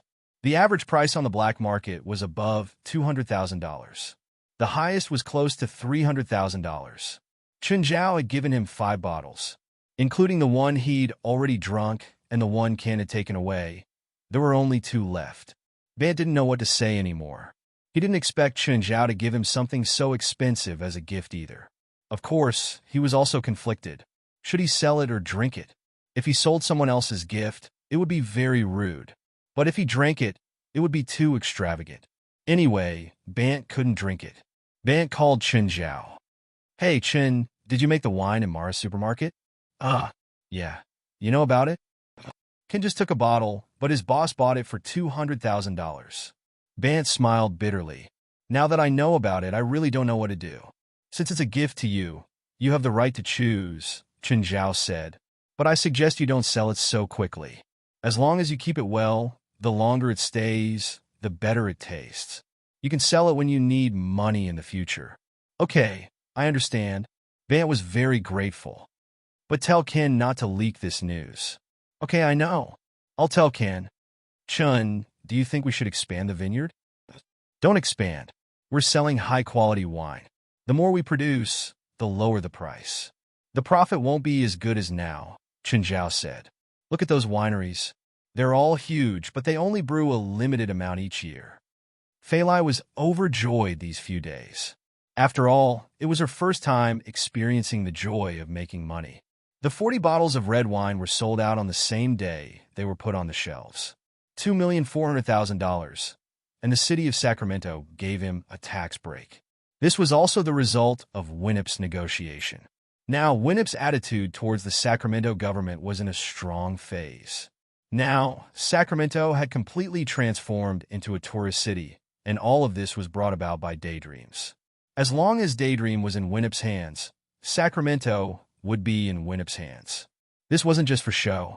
The value of Daydream was no longer limited to its own value. The indirect economy of Daydreams had already exceeded its own value. Just as Chun Zhao and Fei Lai were lying on the chair, Zhirlin stood up unsteadily. Chun Zhao and Fei Lai were both stunned. Zhirlin can stand up now. But soon, little Zhirlin's short legs bent, and she lay on the ground again. She could only stand up for a short while, but Chun Zhao and Fei Lai were both very happy. Chun, why is the older the red wine, the better? Chun Zhao thought about it. Actually, that's a mistake. It's not that the older the better. In fact, the best storage time for most red wine is 3 to 8 months. Only a few wines need a longer fermentation period because of the grapes chosen. For example, our little Zhirlin needs around 20 years to grow up, but Simba and Nana only need a few years to grow up. Some wineries use vines that have been cultivated for generations, or even dozens of generations. Their vines are the winery's most precious assets. Usually, they're not allowed to leave. You can think of Zhirlin's growth period from the fermentation of red wine. What else can you think of? There are too many things to compare, Chun Zhao said casually. For example, Chun Zhao's heart jumped. He suddenly thought of a problem. Old Turtle had once said that Chun Zhao's magic power was at the bottleneck of ultimate transformation. Chun Zhao had always had a vague idea about this. But now, he suddenly thought of the fermentation process of wine. Was ultimate transformation similar to the fermentation of wine? If this was true, then he should consider how to ferment magic power. The process of ultimate transformation was the fermentation of magic power. Chun, what are you thinking about? I'm thinking about what to eat tonight. Fei Lai rolled her eyes. Ever since the underlings came to the house, they hadn't worried about this. Chun Zhao had been thinking about how to ultimate transformation his magic power. He would ask Old Turtle later. At night, Chun Zhao entered the river map. Every time he entered the river map, Old Turtle was playing games, and he was always playing games with his avatar.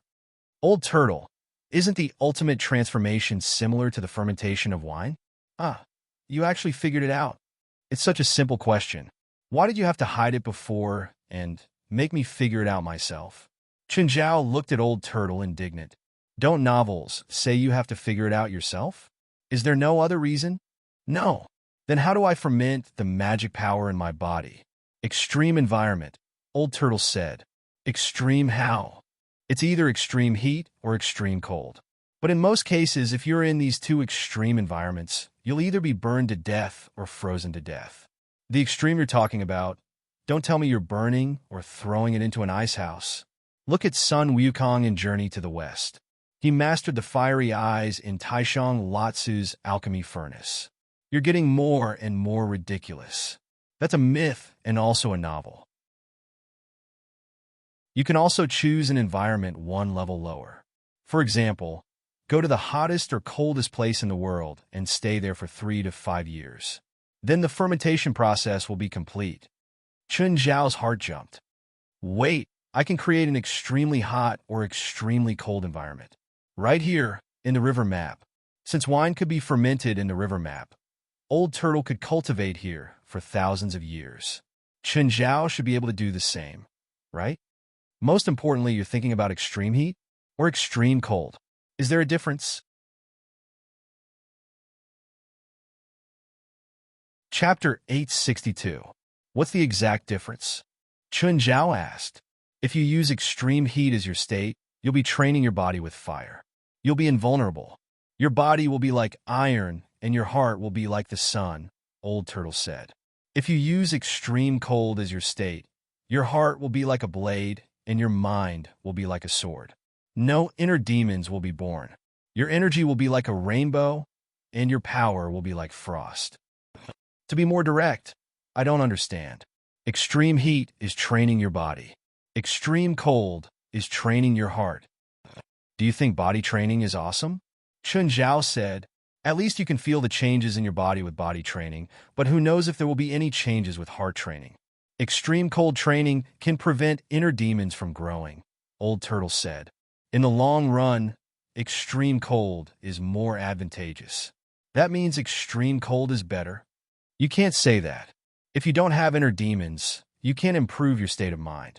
Fuck, is extreme heat better or extreme cold better? Either is fine. Can I train in both ice and fire? Chun Zhao asked. Taoism walks on the balance of yin and yang, but in most cases, no one can succeed. Okay, since others can't, I won't go either. Old Turtle looked at Chun Zhao speechlessly. When he heard the first half, he thought Chun Zhao would say that he wanted someone else to follow Bu Yong. In the end, Chun Zhao admitted defeat. Actually, it's not completely impossible. How? First is the time limit. 1,000 years ago, in the human world, the river diagram was collected by a Taoist. I watched him cultivate step by step, but when he reached ultimate, he was already 100 years old. His spiritual power was the best in the world, but his body was almost withered. He couldn't handle the ice and fire dual training at all. He also couldn't achieve yin and yang balance before his death. Old Turtle looked at Chun Zhao. You're different.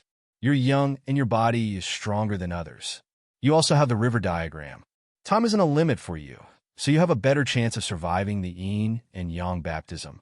Are there risks? Chun Zhao asked. There are risks, but the benefits definitely outweigh the risks. Chun Zhao thought about it. How long? Depends on what package you want. Chun Zhao rolled his eyes. What combo do you offer?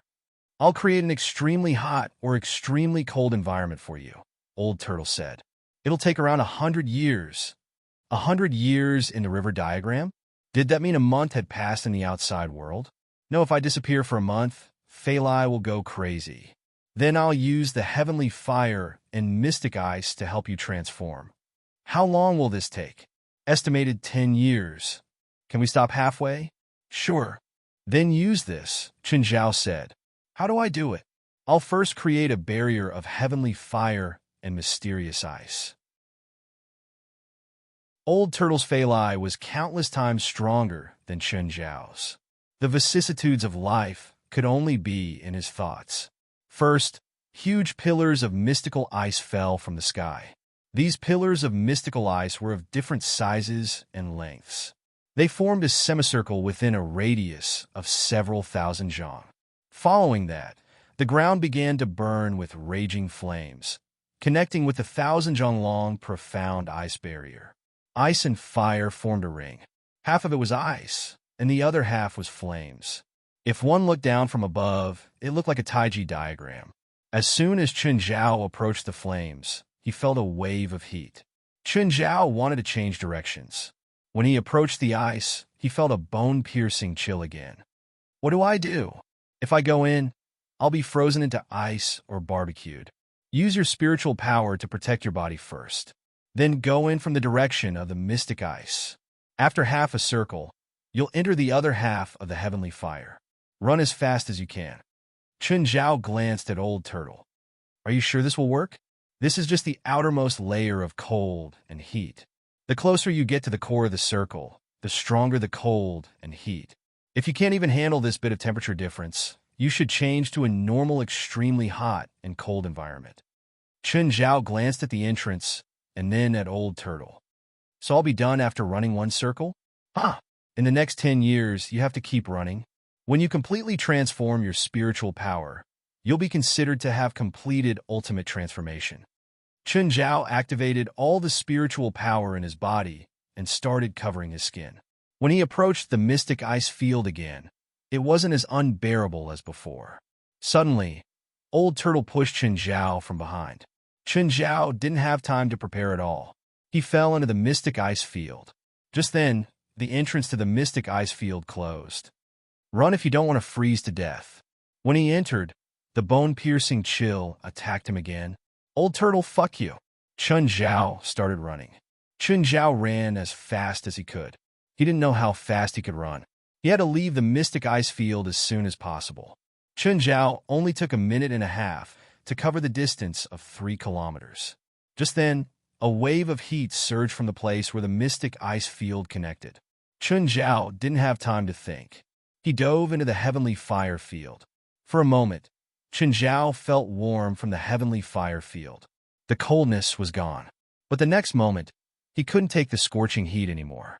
The human body reacted more to heat than cold. Chen Zhao felt like his hair was about to ignite. Chen Zhao sped up and passed through the burning heavenly fire field. Another wave of coldness attacked him. Where's the exit? Where's the exit that was supposed to connect here? Old Turtle, you old asterisk shoal, you blocked the exit? You want to slack off after just one round? Old Turtle's voice came from outside. Chen Zhao ran while yelling. He charged into the mystic ice field again and ran another round.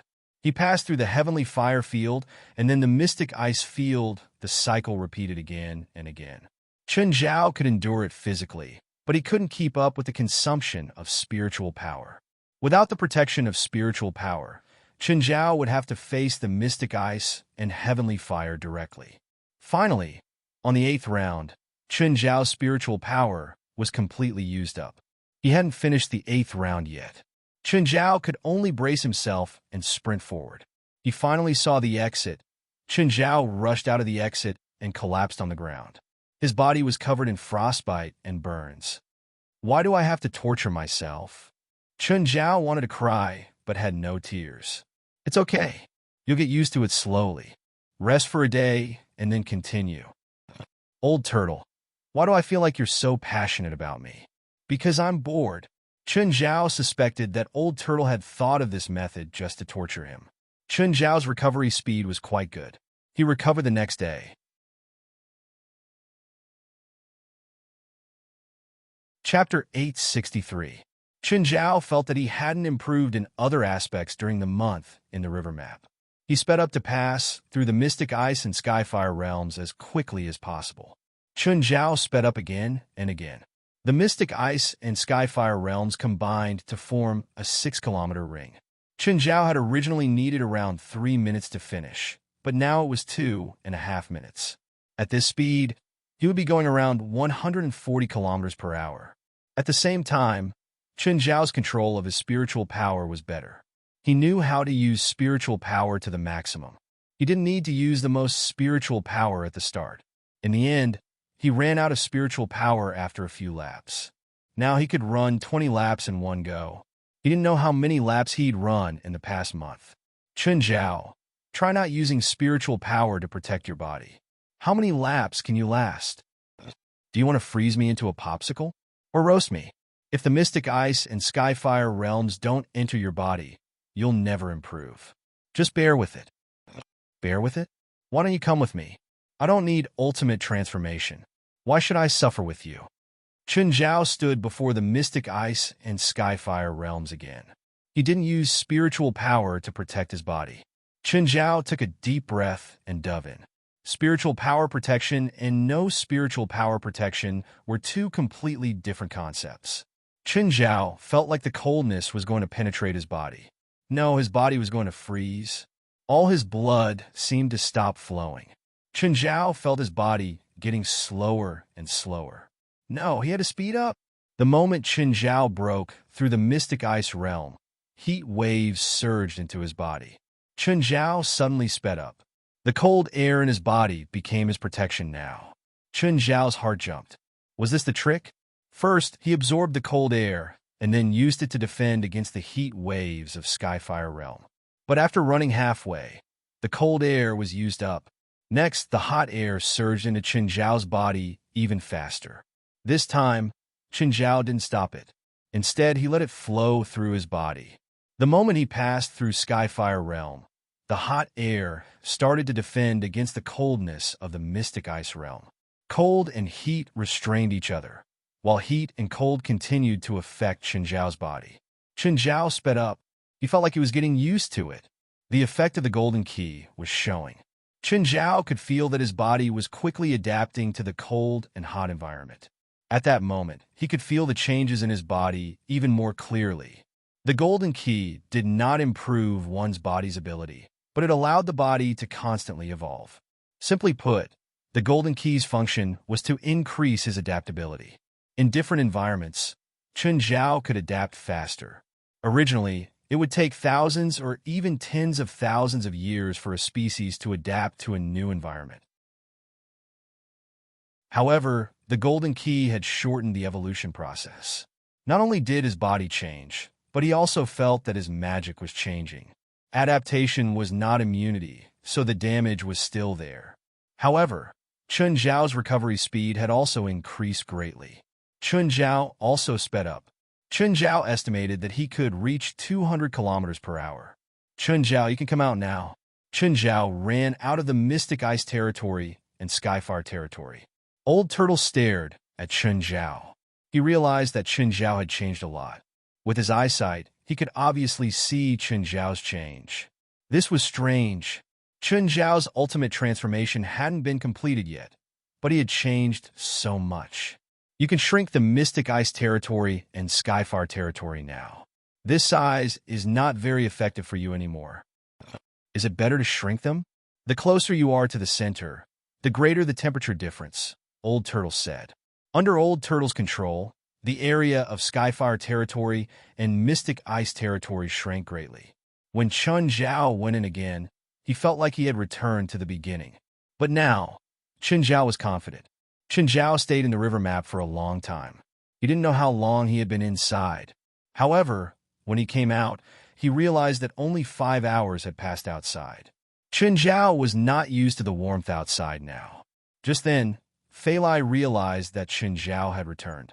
She thought that Chen Zhao had gone out, but he didn't seem to have driven out. Chen, you seem to have changed a bit. Chen Zhao touched his face. Change? How? I don't know. I just feel weird. Am I more handsome? Fei Lai patted Chen Zhao's chest. Where did you go just now? I went to exercise. Did you go to the wild? Yes. Oh, I have a student, Evely. You remember her, right? She has a competition next month in Montreal. She invited us to watch her competition. Do you want to go? Sure. Fei Lai nodded. Oh, Stephen called just now. He told you to call him when you come back. Okay. Chen Zhao picked up the phone and called Stephen. Hey, Stephen, did you call me just now? Chen, come here. I need to discuss something with you. Chen Zhao's heart jumped. Were Stephen and Rasfa planning to carry out that plan? Fei Lai, I'll go to Stephen's place later. Okay. When Chen Zhao arrived at Stephen's house, Rasfa was there too. This time, neither of them drank. Chen, do you remember what we told you last time? Are you really going to do this? Yes. Even if it gets exposed, we can just say that we're filming a movie. It won't affect me at all. How do we do it exactly? Chen Zhao asked. You'll be my personal bodyguard for 2 days, Stephen said. That's your persona. And then? Then you'll get addicted to filming short videos and post them on social media. Normally, you'll film me with your phone. That'll explain what happened later and why there are videos. Chen Zhao nodded. Stephen and Rasfa started discussing the details with him. I don't need to show my face, right? Yes, you don't. You can film me normally. For example, when I'm working or resting. You can film it and post it online. I opened a Facebook account for you, Rasfa said. This is the password. Remember it.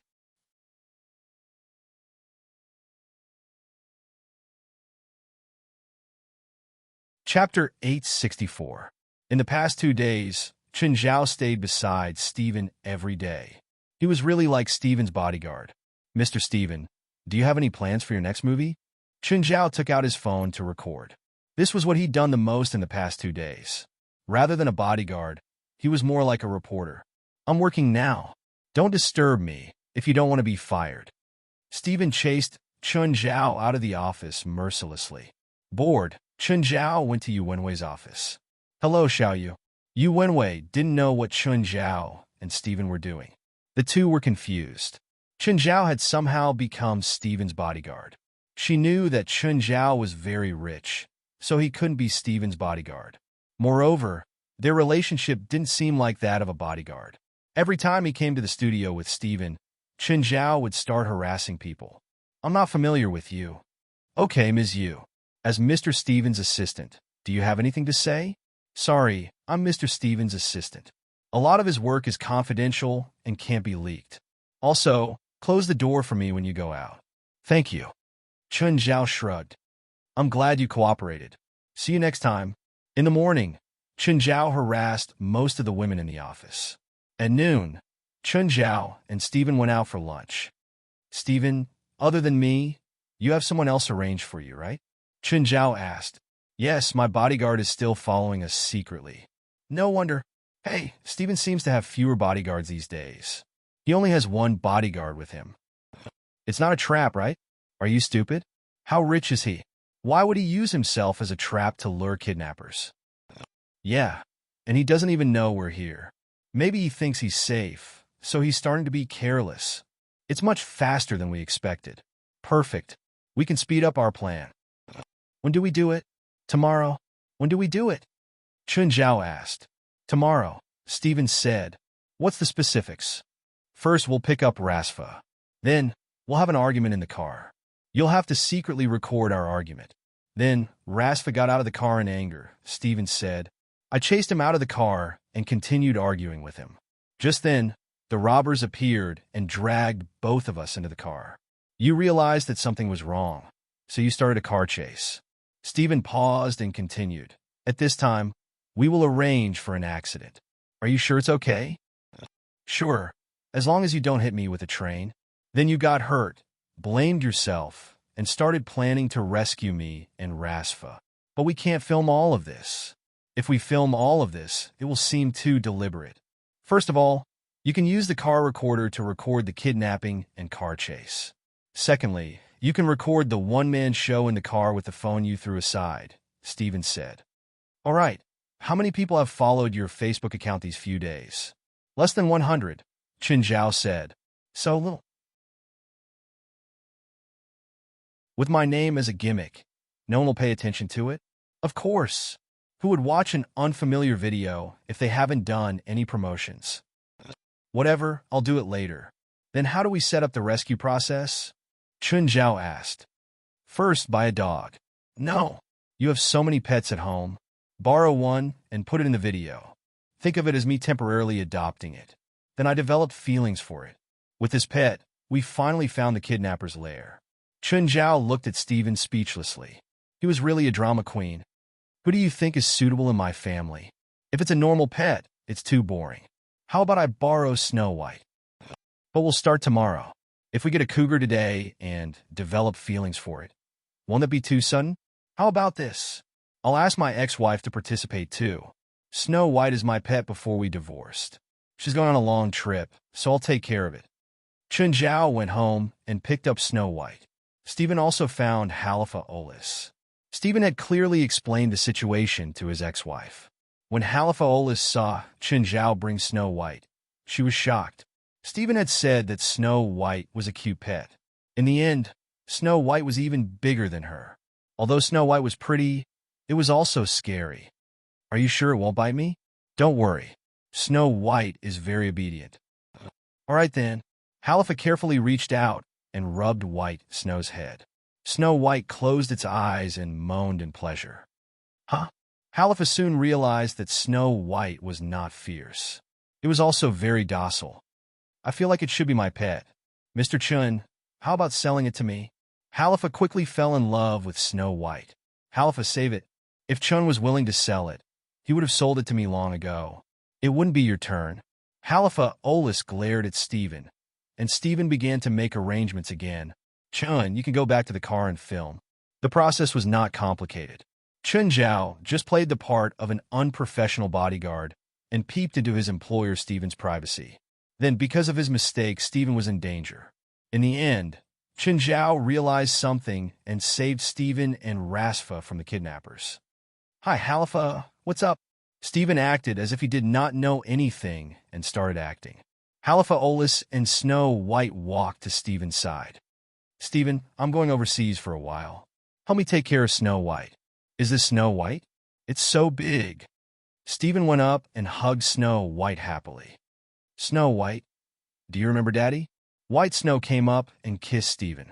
Stephen rubbed White Snow's head excitedly. "Don't let Snow White go hungry." With that, Halifa turned and left. In the car, Chun Zhao also finished filming. After Stephen got in with Snow White, he said, "Chin, upload this video online. Keep this mini earpiece. We could talk to each other at any time. Make sure nothing goes wrong with our plan."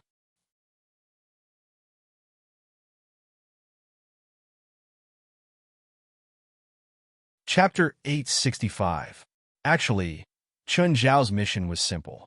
His job was to act as a cameraman. At least, that was what he'd been doing before the accident. He was a bodyguard who'd neglected his duties. Then he'd explode after the accident and turn the tide. But Chun Zhao was still nervous. After all, he'd never done something like this. He was an amateur actor who could make 20 NGs in one scene. Anyone would be nervous about doing something that could pass off as genuine. But since he'd already agreed, Chun Zhao had no reason to back out.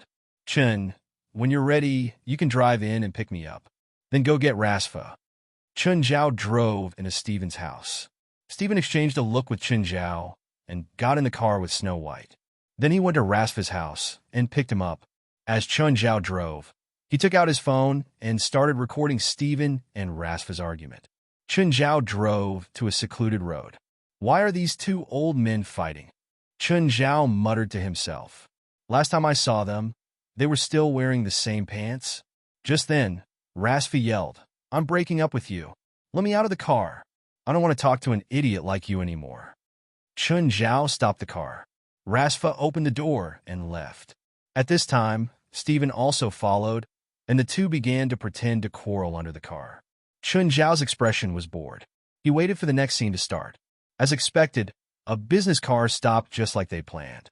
A few masked men pulled Rasfa and Stephen into the car. At the same time, they shot at Chun Zhao, who was sitting in the car. Bang! The bullet hit Chun Zhao's body and then landed on his hand. Chun Zhao froze. Fuck, if it hit someone else, they'd be dead. Are they so realistic? Seeing the robber's car leave, Chun Zhao immediately sped up and chased after them. It wasn't the time to argue. He had to finish the act first. Meanwhile, in the business car, Pablo, that bodyguard, didn't die. "He's following us again." Pablo stuck his head out of the window and looked back. He saw Chun Zhao chasing after them in the car. Pablo took out his submachine gun and aimed at Chun Zhao's car for a few seconds. Da-da-da.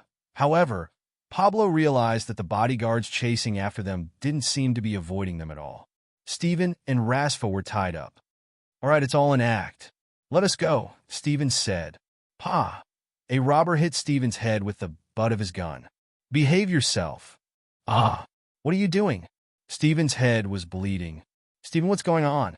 Rasfa was dumbfounded too. This was just an act. Was there a need to be so serious? "What are you doing?" "Of course it's kidnapping." The robber said coldly, "Be honest, don't play tricks on me." "Pablo, who is this old man? If it's useless, just kill him." "Him? He's the chairman of PLM, a rich man." "I didn't expect to catch two at once," Pablo said. "Let's get rid of that bodyguard first." Stephen and Rasfa were both dumbfounded. Was this a real act, and the real robbers were lured here? Pablo took out a grenade and threw it behind him. Bang! The grenade exploded on the hood of Chun Zhao's car. Stephen and Rasfa instantly broke out in a cold sweat. Chun Zhao was dead? They didn't expect things to turn out like this. Chun Zhao was dumbfounded too. The car was completely destroyed. "Stephen, Rasfa, what are you doing? The people you hired are all so heavy-handed? They almost killed me and White Snow," Chun Zhao said into his earpiece. Stephen and Rasfa were both wearing earpieces. Hearing Chun Zhao's voice, they both heaved a sigh of relief. However, they couldn't speak now. They were all anxious. Chun Zhao and White Snow got out of the car. Just then another car came over. It was also a business car. A few people got out, all fully armed. Mr. Chun, where's Mr. Steven? Mr. Rasfa? Did they cancel the plan? Seeing them get out of the car, Chun Zhao was stunned. Didn't you already take action? What action? We just arrived, the leader said. Look, the timing is just right. But just now, a group of people dragged the two of them into the car. Wasn't it you? Chun Zhao was dumbfounded. No, it's not us. We're here on time. Fuck, no wonder they were so ruthless. They're really robbers. Chun Zhao finally realized. You mean Mr. Steven and Mr. Rasfa really met robbers? The others were all dumbfounded too. Chun Zhao's expression darkened. He climbed onto the ruined car and took out the USB drive with the car's recording device. Play the content. Chun Zhao felt a headache coming on. He'd really screwed up this time. If he'd known that they were robbers, he would have taken them down directly. They're not our people. Chun Zhao's expression grew, even more serious. White Snow, remember the smell of those two old guys, right? White Snow nodded. Find them, Chun Zhao said. Steven and Rasfa were dragged to an abandoned building in the wilderness. You can have as much money as you want, as long as you don't hurt us, Steven shouted. Shut up and go in. The two were brought to the top floor. The building was leaky and filled with trash. The two were locked in a dirty room. We're dead this time. I didn't expect to meet real robbers. Do you think Chun Zhao can find us? I don't know. I just hope that he can react quickly. I'm afraid that he'll be kept in the dark and think that this is our plan. Just then, the door opened. A robber walked in and dragged Rasfa out. Come out. What are you doing? Rasfa struggled, but he was quickly punched to the ground. Just then, one of the robbers took out a camera and started filming Rasfa. Read the script. The robber threw a script in front of Rasfa. Hurry up. Don't waste time. Helpless. Rasfa could only read from the script. I'm Rasfa, the chairman of PLM Film Company. I've been kidnapped. I need my family to fork out $100 million to pay for my ransom. I hope to see the money before midnight tonight. Okay, Steven, that old thing, come out.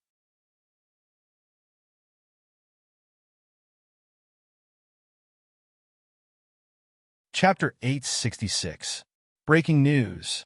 Our station has received a video sent by an anonymous person. At that moment, the scene changed. An old man was beaten to the ground, and he said something. Then, a second old man appeared on the screen. No way. Mr. Steven was kidnapped? Oh my God. How did this happen? In less than half an hour, the news had swept across America and even the world. Everyone knew the news. Steven's influence was too great. No one was unfamiliar with him. Anyone who knew Hollywood would know Steven. Steven was the benchmark of Hollywood movies. So, when the news of his kidnapping spread, it spread as fast as possible. Chun, did you see the news? My dad was kidnapped? Zola called Chun Zhao immediately. Didn't they say it was an act? It's an act. Chun Zhao's expression was extremely dark. He felt that he had to take responsibility for this accident. Are you sure? It's fake. Don't worry. But I can't get through to my dad. It's for the plot. Are you sure? Is it fake? Why does it look so real? There's blood on my dad's head. It's all props, Chun Zhao said, forcing himself to say. Scared me. I thought my dad was really kidnapped. As soon as Zola hung up, Halifa Olis called. Mr. Chun, I just saw the news. Is this part of your plan? Yes, it's all arranged. You're not lying? It's not like you don't know our plan. Okay. Finally, it was over. Chun Zhao heaved a long sigh of relief. He was very calm now. He had no other thoughts other than killing the kidnappers. Fortunately, White Snow had a very sharp sense of smell. When the sky turned dark, Chun Zhao finally found an abandoned building far away in the countryside. This building had probably been abandoned for 20 to 30 years. It was more than 10 stories tall and had an old-fashioned design. Chun Zhao climbed up the outer wall of the building under the cover of the night. Right now, Rasfa and Steven were still in the kidnappers' hands. Chun Zhao didn't want to alert them. If the kidnappers directly took the two of them as hostages, then it would be very troublesome. So, he had to save them first. Killing the kidnappers was secondary. Papa, What's that sound? At this moment, more than 10 kidnappers were gathered on the top floor. They could vaguely hear voices coming from outside. It's probably the wind. It doesn't sound like the wind. One of the kidnappers poked his head out. At this time, the sky was too dark to see anything outside. A building with more than 10 floors was neither big nor small. By now, Chen Zhao had already infiltrated the building. Although the entire building was in darkness, Chen Zhao's vision was like that of a beast. Therefore, it was more beneficial for Chen Zhao. Suddenly, Chen Zhao tripped over something. Then, the walls on both sides suddenly exploded. The flames engulfed Chen Zhao instantly. Someone triggered the trap. There's an intrusion. All the kidnappers became nervous in an instant. You two go take a look. The two kidnappers ran to the place of the explosion to check, but there was nothing there. There was a hole in the wall. There's nothing here? Then who triggered the trap? It's probably a rat, one of the kidnappers said. If it's a human, there'll definitely be blood here. The two kidnappers returned to the room where their friends were gathered. It's a rat who triggered the trap. Rat? We don't see anyone. No, it can't be a rat. A rat can't trigger the detonator. It can only be a human or a large animal. There aren't any large animals nearby, Pablo said with a serious expression. Everyone, stay alert. Pull those two old guys out. Rasfa and Steven, who had been exhausted, had just fallen asleep when they were suddenly pulled out by the kidnappers. The kidnappers pointed guns at their heads. What are you doing? We'll pay you. Don't do anything stupid. Shut up, Pablo yelled. Who's there? Come out, or I'll kill you. Don't do anything stupid. I'm coming out. Chen Zhao walked out. Shoot! Clatter, clatter, clatter, ah! Chen Zhao screamed and fell to the ground. When Rasfa and Steven saw Chen Zhao, they still had some hope. But they didn't expect the kidnappers to be so decisive and shoot directly. Both of them were filled with sorrow. Chen Zhao was their friend. If they hadn't come up with this crazy plan, Chen Zhao wouldn't have been implicated and died in front of them. Chen Zhao wouldn't have been implicated and died in front of them. Lock them back in the room. Also, everyone check around and see if there's anyone else. Only two people were left outside the room, where Steven and Rasfa were locked up. The others scattered to the other corners of the building.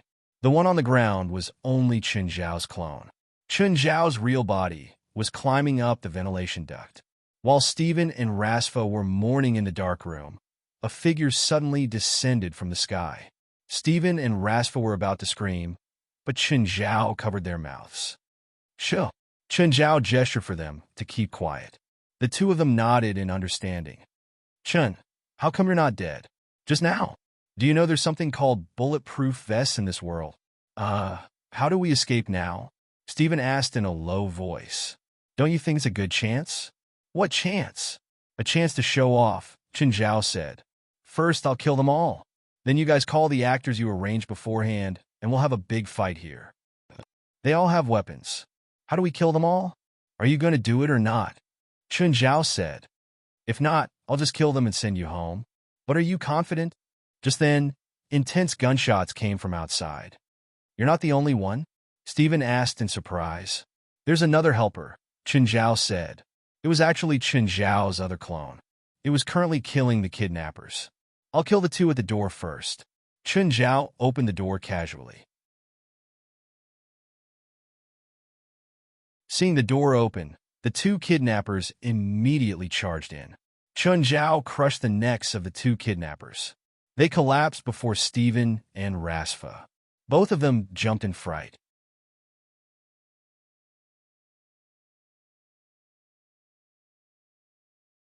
Chapter 867. Steven and Rasfa picked up the guns of the two kidnappers. Then, Chen Zhao dragged the corpse of one of the kidnappers and smashed it onto the camera. Is it open? No. Then let's do it again. After Chen Zhao's antics, Steven and Rasfa forgot about their nervousness. After you throw the corpse on the ground, press it down with your hand. As long as the camera is connected, no one will be able to tell, Steven said. He was the most professional when it came to camera language. Don't leave fingerprints, Rasfa reminded. Okay, 3, 2, 1, start. Chen Zhao threw the corpse on the ground and used a tree branch to switch on the camera. The camera had already been positioned in the right direction and lens. Chun Zhao stood behind the camera and made an okay gesture to Steven and Rasfa. Rasfa, I didn't expect you to still remember what you learned in the army.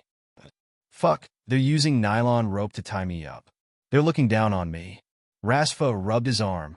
After 3 hours, I finally broke the rope. Did you lose your shooting skills? Steven asked. My stamina can't keep up, but I'm still good at shooting. After Steven and Rasfa finished their lines, Chun Zhao used the gun to change the angle of the camera. Then there was a series of gunshots. Rasfa said, I killed 3. I killed 1. Someone else is coming. Oh no, I'm out of bullets. I was too excited just now. I'm out of bullets too. You're really only suitable to be a director. You're wasting bullets. Chun Zhao was now pretending to be a kidnapper. There was no image, only sound. If the audience saw this, they would use their imaginations to their heart's content. They could use their imaginations from their conversation and the sounds of fighting. Crack. First, there was the sound of wood breaking. Then there was the fight between the 2 old men and the kidnappers. Finally, there was a dull thud. Damn. Grenade. Get down. Boom, Steven. Thank you for saving me. I take back what I said earlier. No, I should be the one apologizing. If I didn't lose my temper in the car today, this wouldn't have happened.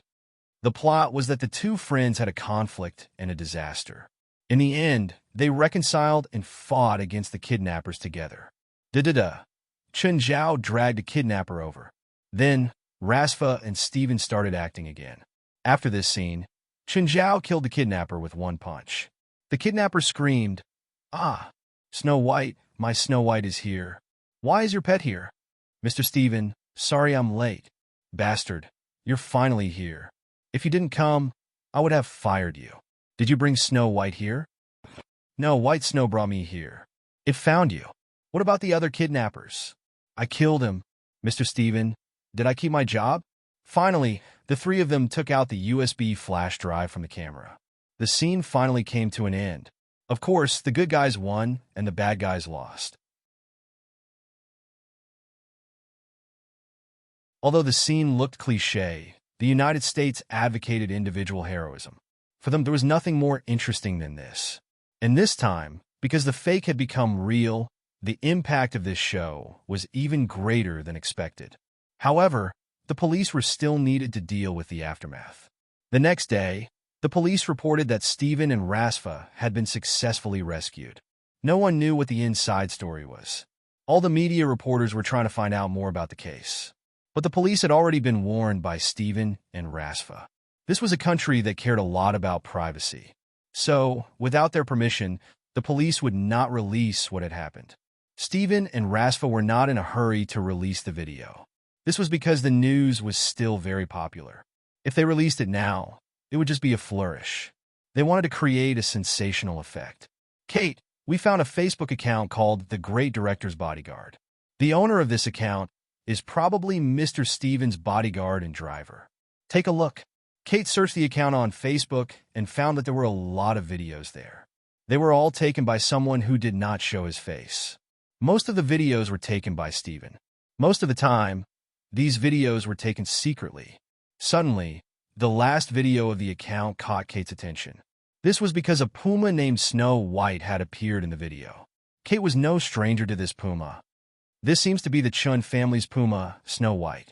How did it become Steven and his ex-wife's pet? There must be something going on. A smile appeared on Kate's face. She walked to a place without anyone and took out her phone to call Chun Zhao. Hey Chun. Hi Kate. How are you? How come you're free to call me today? How's Snow White? It's great, but all the kids in my family miss you. If you only say hello to it, the other kids will be very sad. I saw a video on Facebook with a puma called Snow White in it, Gunyinji said. I want first-hand inside information. Chun Zhao knew that he could not avoid it, but the news had to be released sooner or later. Rather than letting other reporters take advantage of it, he might as well take advantage of his own people. When are you and David free? Chun Zhao asked. Feilai misses you a lot. Tonight then, when David gets off work, we'll go to your house together. Then Feilai and I will prepare dinner and wait for you. David, when do you get off work? Kate packed her things and was about to go home. I might be a bit busy today. Chun called me just now and said that he wants to invite us to his house. I agreed for you. Oh, right. He might know something about the kidnapping of director Steven that's been on the news for the past 2 days. Huh? Then I'll pack up and we'll go to Mountain Town together. At 6 in the evening, Kate and David went to Mountain Town together. When they reached their house, the two were already there to welcome Kate and David. Faylai, have you gained weight recently? Kate looked at Faylai in confusion. I'm pregnant. Faylai's face was filled with happiness. Huh? You're pregnant? You have a kid? Yes. Oh my God, when did this happen? Why didn't you tell me? Kate's eyes were filled with envy. She looked back at David.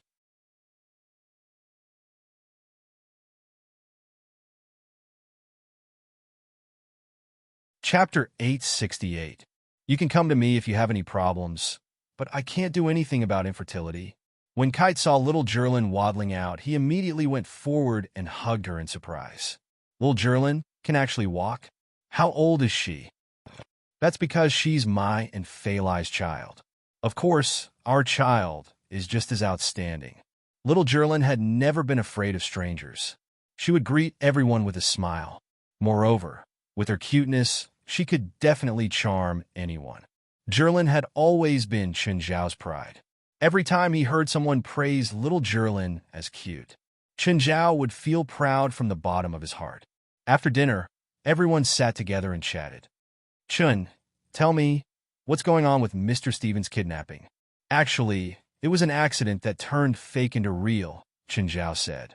Chun Zhao told him the whole story from beginning to end. Everyone was dumbfounded. It was the first time Faylai had heard Chun Zhao mention this. Steven still has 2 videotapes, Chun Zhao said. When it's time to expose them, you'll do it. Chun, I realize that you always make big news. This was a complete accident. It really was an accident. I was scared to death too. I don't know how I'll explain it to their families if something happens to them. If they do this to me again, I'll kill them first. Chun Zhao said. Do you know Mr. Steven well? Pretty familiar, right? The killer whale in Sea of Wrath wasn't created with CGI. It was a mon. Ah? I've also watched Sea Sentinel, and I always thought it was made with special effects. David and Kite were no strangers to Detective New High. That was because the theme of the movie was actually derived from the incident that they had personally experienced. In fact, the male and female leads were David and Kate. Carter was already very satisfied with being able to obtain first-hand information. She didn't plan on revealing the truth. From Chun Zhao's explanation, it was actually more dramatic and more sensational to reveal the truth. With her relationship with Chun Zhao, she wouldn't cause trouble for him. The fact that Chun Zhao could tell them the truth meant that he trusted them. Except for Steven's competitors. The whole world should be cheering for Steven's rescue. But someone was smashing the TV angrily. This man was the one who hired the kidnappers, Libel. He used to be the male lead of Angry Sea Police. But later, because he offended Chun Zhao, he offended Steven. His reputation would be completely ruined. Later, because of the miraculous performance of Sea Patrol, it became the laughingstock of Hollywood. Moreover, Steven's influence was too great. As a result, all the film companies in Hollywood refused to let him take any role. Hatred. Ribble had hated Steven from then on. This had become his obsession. He shut himself in his house every day. He wanted to take revenge on Steven and destroy him. However, he also knew that it was impossible for him to succeed with normal methods. Steven's fame, influence, and wealth. It was destined that Libel would not be a threat to him at all. So he decided to use another method. That was why there were 2 kidnappings and attacks. However, both attempts ended in failure. In fact, Steven had taken advantage of these 2 incidents. This made Steven's influence even greater. Libel was unwilling. He was extremely unwilling. The hatred and unwillingness in his heart kept growing. Revenge. Since he could not rely on others, he would tear this old guy apart with his own hands. Even if he had to go to hell with him, he would not hesitate. Chun, come here. What now? If you have any other ideas, I'll kill you first. No, I'm going to choose a few bodyguards, so help me see which ones are suitable. I think these people are quite good, but but I'm really not good at this aspect, so I can only ask you for help. Don't tell me you're not even willing to help me with such a small matter. Fuck, you have money. You just need to spend some money and find 8 or 10 bodyguards by your side. I believe no one can hurt you. Of course, that's if you don't look for trouble for no reason. What do you mean by looking for trouble for no reason? I'm doing this for our new movie IP. Who do you think Rasfa and I are in danger for? You sound like this new movie has nothing to do with you. Fine. I was wrong. Since you admit your mistake, come and help me choose people. When Chen Zhao arrived, he realized that he was in a studio. There were dozens of people lining up outside. Stephen already had a dozen bodyguards behind him. Hey Chen, you're here. Come and sit here. Chen Zhao sat beside Stephen. Are you choosing bodyguards or actors? Bodyguards, of course, Stephen said matter-of-factly. Do you think I'm joking? Then who are the bodyguards behind you? Rasfa lent them to me. Didn't you already have a group of bodyguards? I fired them. Why? None of them can fight 5 at once. Why would I need them? Chen Zhao rubbed his forehead. What did it mean to fight 5 at once? Before Gaia came into contact with the spiritual world, she could fight 5 at once in a normal fight. What level was Gaia at? She was pretty much one of the top fighters in the world of combat. There were probably only a few in America who could match her level. How much did Stephen's bodyguards pay? Not more than $10,000 each. Don't think that being a bodyguard for a famous person would make a lot of money. In fact, they already had a rather high salary. But Stephen actually wanted a group of bodyguards at Gaia's level, unless he was willing to offer a salary of $100,000 or more. Otherwise, he wouldn't be able to attract such experts. I've chosen a few before. They're all about the same. Chen Zhao's face was filled with despair. He felt that Stephen was messing with him. Why couldn't Stephen, the famous director, be more normal? Whatever. Let the candidate come up. All right, next up. Just then, a tall woman walked up. She was about 1.8 meters tall. She wore a military uniform and had her hair tied in a ponytail. She stood before Stephen. Woman, then lower your requirements, Chen Zhao said. Which one of you wants to go up? If she can beat any one of you, she'll pass. The woman's eyes were cold. Hearing Chen Zhao's words, her expression turned as cold as ice.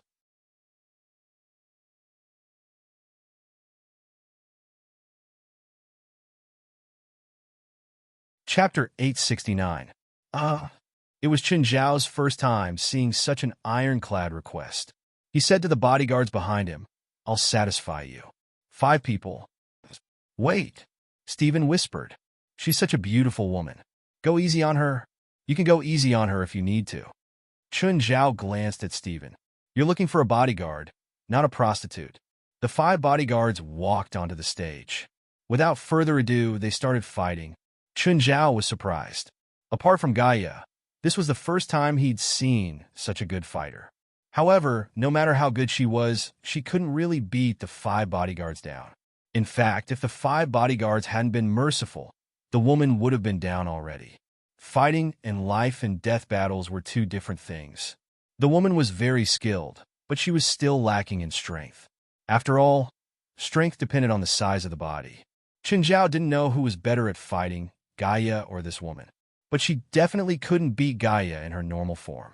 Strength played a crucial role in combat just like Chen Zhao and Gaia. In the beginning, Chen Zhao had been pressed against the ground by Gaia. But when Chen Zhao's strength reached a certain level, Gaia was no longer his match. All right, that's enough. You pass. Stephen stopped the fight. The woman wasn't unscathed, but she still looked calm. In fact, she didn't expect the interview to be like this. She'd thought that there would only be 2 people to fight with her. She was also confident that she could fight 1 against 2. But she didn't expect the test to be 1 against 5. In the beginning, he had held on for 10 seconds. After that, he had been getting beaten up. Let me introduce myself.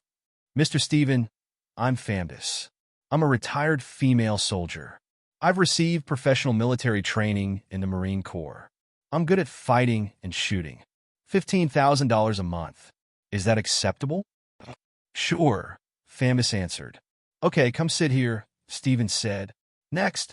Then a slightly chubby, tall man walked in. He bowed to Stephen first. "Hello, Mr. Stephen. I'm Tori, your fan. This is not a meet and greet with my fans, but a job application for my bodyguards. If you are not capable enough, then I will not accept your application," Stephen said seriously. Chun Zhao pursed his lips. Stephen wasn't this serious when he was talking about Matisse. "Stephen, this is clearly sexism. Of course, I know this is a bodyguard application. I'm also confident that I can become Mr. Stephen's bodyguard." "Oh." Stephen touched his chin. "What are you good at?" "I might not be able to express myself verbally, so I hope to demonstrate my abilities with my actions," Tori said confidently. "Looks like you're very confident. All right, how do you want to show it?" "10 of you," Tori said. Chun Zhao was a bit surprised. Did this man think he could beat 10 people? It doesn't look like it. Could it be that the real person doesn't reveal his true appearance? A glint flashed through Famdus' eyes as well.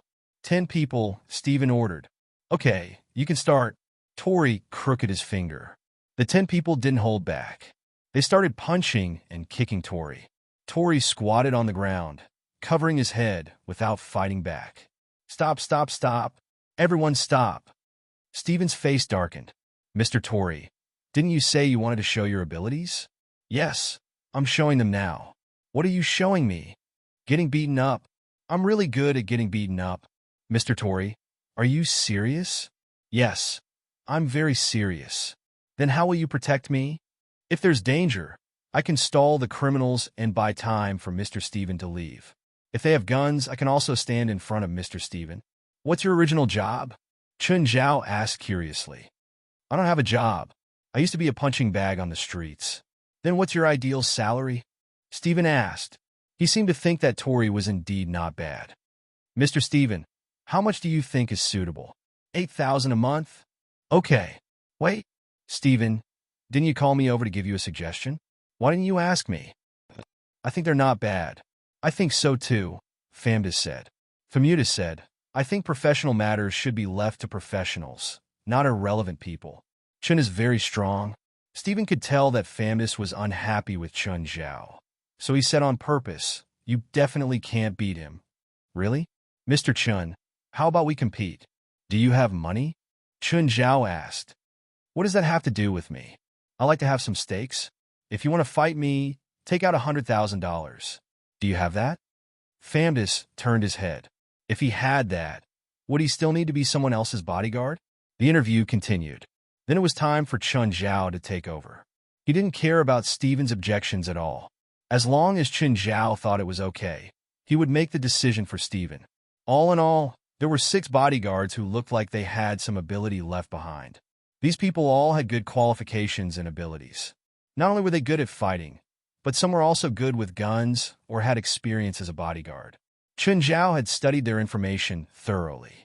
He mainly chose experienced bodyguards with good marksmanship and fighting skills. He didn't need them to be invincible. A certain level of skill was enough. "Okay, from now on, you'll be Stephen's bodyguards." "That's all?" Chun Zhao stretched. "Also, if your boss does something stupid in the future, you have to stop him immediately. For example, knock him out with your fists." "That's right." Stephen looked at Chun Zhao, speechless. "Chun, do you think this is enough? How many do you think are suitable?" In Chun Zhao's opinion, 8 was the most suitable number. Under normal circumstances, if someone wanted to harm Stephen, they wouldn't be able to pass through 8 people. If there was more than one person, Stephen could escape under the protection of 8 people. If there was more than one person, Stephen could escape under the protection of 8 people. "How about you hire an army? That's the most suitable." Famdus looked at Chun Zhao in confusion. She didn't understand the relationship between Chun Zhao and Stephen. At first, Famdus thought that Chun Zhao was the first bodyguard she'd applied for.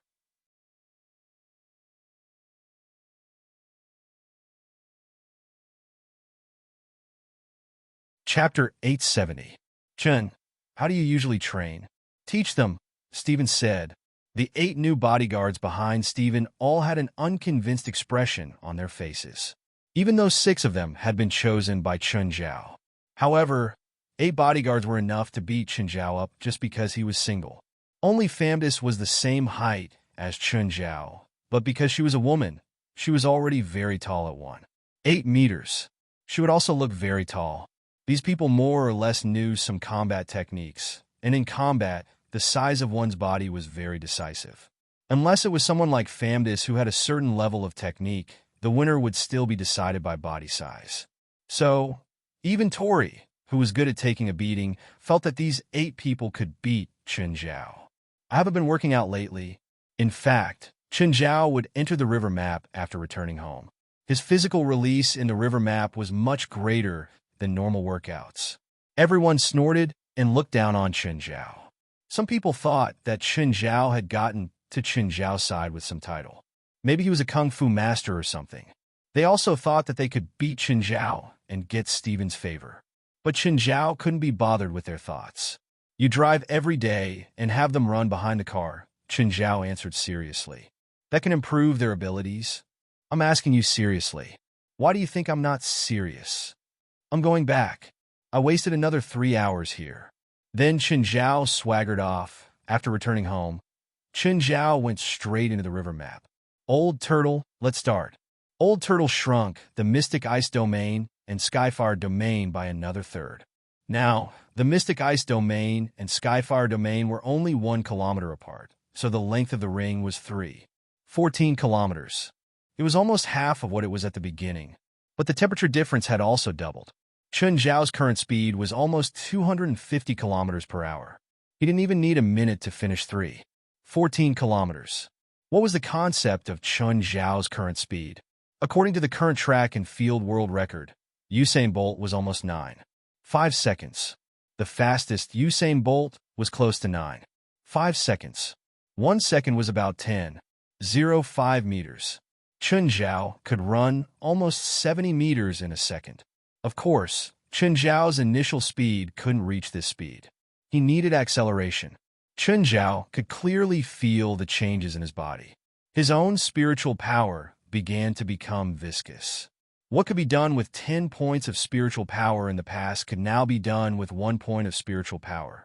Right now, he could clearly feel the increase in his power. This was the most obvious increase in strength. If he met Abaddon again, he would be able to defeat him even without Blackie's help.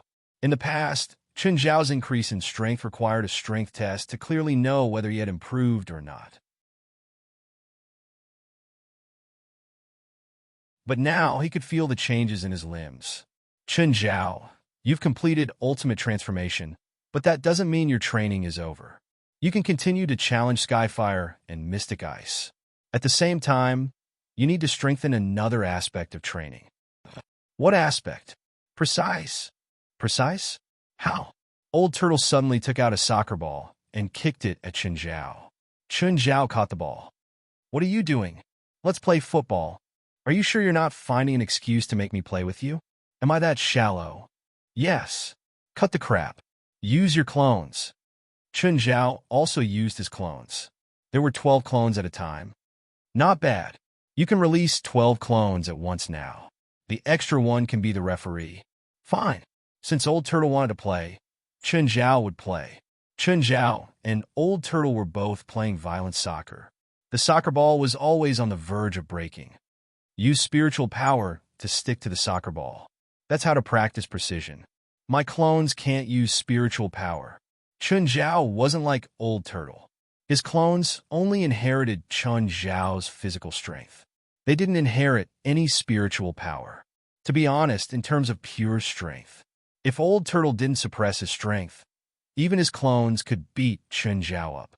Their soccer match had no time limit. They played for more than 10 days. They didn't stop at all, except that they had to eat in between. Let's play basketball next time. You're really just playing? Chun Zhao left the river map. The moment he came out, spiritual power surged toward him. It attached itself to Chun Zhao's body. Strange. The spiritual power in the river map was denser than outside. Based on the principle of high pressure flowing to low pressure, why didn't the spiritual power in the river map give him this feeling? Instead, in a normal world, the spiritual power from the outside would gather toward him. Chun Zhao didn't understand. The spiritual power made him feel like he was floating. His body was as light as a swallow. Chun Zhao's heart jumped. He felt like his body was like a magnet, attracting this spiritual power around him. Spiritual power was lighter than air, Chun Zhao thought. This meant that if the spiritual power attached to his body reached a certain level, the density of his body and spiritual power would be lower than that of air. Does that mean that it's really possible to fly in the air? But Chun Zhao estimated that he couldn't fly with his current abilities. If he wanted to float in the air, he would have to increase his magic power by at least 5 times.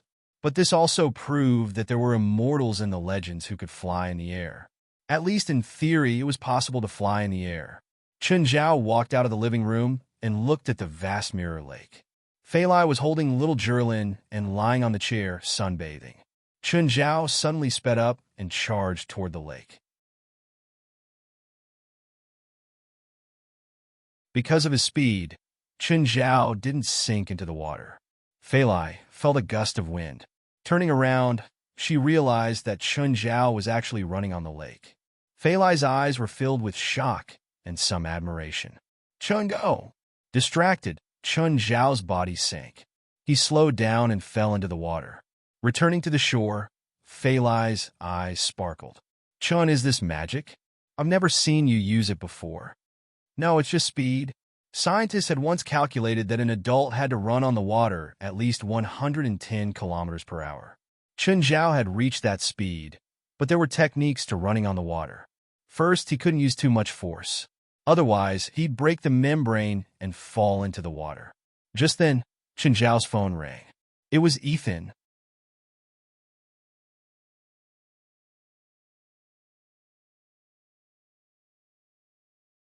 Chapter 871. Chun Zhao arrived at a luxurious hotel. There was a big client here who asked for $300,000. Chun Zhao rarely received such a generous client. So, Chun Zhao really wanted to know who was willing to pay so much money. After reaching the designated floor, Chun Zhao was stopped as soon as he walked out of the elevator. 2 people who looked like bodyguards blocked Chun Zhao's way. Sorry, sir, the entire floor is booked. I'm a doctor, Chun Zhao said. Someone inside called me over. Wait, one of the bodyguards said into his earpiece. A moment later, a short man with a big belly jogged out. You're a doctor? The short man asked Chun Zhao. Chun Zhao could tell that the English wasn't pure American English. It seemed to be from Europe. Yes, Ethan recommended me. Follow me, the short man said. At the same time, he said to Chun Zhao in broken English, I hope that everything you see here will be kept secret. Of course, the first rule in our industry is to keep secrets for our clients. I have a very good reputation in this industry. Many clients have received my treatment, and many of them are celebrities. Up until now, I haven't divulged anyone's privacy. That's good. The short man brought Chun Zhao into a luxurious suite. The suite was at least 300 square meters and had 2 floors. The bottom floor was a huge, luxurious living room. In the living room, there was a tall, muscular man. He had one leg on the table, and his face was filled with displeasure. Chun Zhao saw an obvious bruise on the man's leg that was propped up on the table. It was probably a serious muscle injury. It seemed that he was Chun Zhao's client. Chun Zhao walked up. He's my client, right? Yes, you should know him, right? Dominic Hain. Chun Zhao thought about it. I know him. Everyone in Hollywood knows him. Dominic Hain looked up at Chun Zhao. I play soccer, not a Hollywood actor. Ah, okay. Chun Zhao couldn't even recognize all the Hollywood stars, let alone soccer players. Growing up in a soccer desert, Chun Zhao almost never watched soccer. He knew 1 or 2 in China, but overseas he only knew Beckham. He basically didn't know anything else. However, from their tone, it seemed that this person should also be a very famous football player. Of course, Chun Zhao wasn't biased against soccer players or any other athletes. Just because he didn't like them didn't mean he hated them. Chun Zhao admired the athletes who worked hard and sweated hard in every competition. What can I do for you? My leg, Dominic Hain said, pointing at his right leg. Chun Zhao sat beside Dominic Hain. He checked Dominic's right leg, and it seemed to be an old injury. There were traces of the previous treatment. Chun Zhao glanced at Dominic Hain. It's because of the impact causing the old injury to relapse. There's a serious muscle strain on the inner thigh. Chen Zhao looked up at Dominic. I want to know how this happened. Dominic frowned. You don't need to know how it happened. I just need you to treat me. My eyes are not x-rays. All the diagnosis results can only be based on experience, so if I don't know the cause of the injury, I can't treat it. He got injured on the football field. Dominic came to America to participate in an exhibition match. He should be Dominic Haynes' agent. Chen Zhao checked again. No external injuries. His muscles are loose. Mr. Dominic must have just recovered and hasn't done any high-intensity exercise.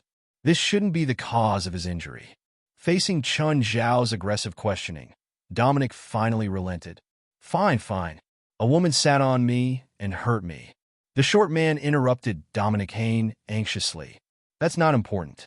Besides, I don't want to hear about these rumors outside, the short man said. I've just completed my transfer. My next club is Real Madrid. If news of my old injury relapsing because of me playing with women gets out, then I'm likely to be asked to leave Real Madrid, Dominic Haynes said. As an athlete, Dominic Haynes did not have as many thoughts as the short man. He was more straightforward. His inner thigh muscle is seriously injured. The original muscle tissue must have been stitched up. It's very troublesome to reopen the wound before it's completely healed. He'll need at least a month to recover. That's impossible. Real Madrid will completely give up on Dominic in a month. They didn't spend 80 million euros just to let him sit on the bench. Any doctor would give you the same answer, Chen Zhao said. Is there no other way? I need Dominic to recover in a week. A month is too long. Chen Zhao glanced at the short man. Sorry, I can't help. Trash, useless, the short man cursed. You're wasting my time. Chen Zhao stood up and glanced at the short man. The short man only had a bad mouth, but he did not dare to actually fight.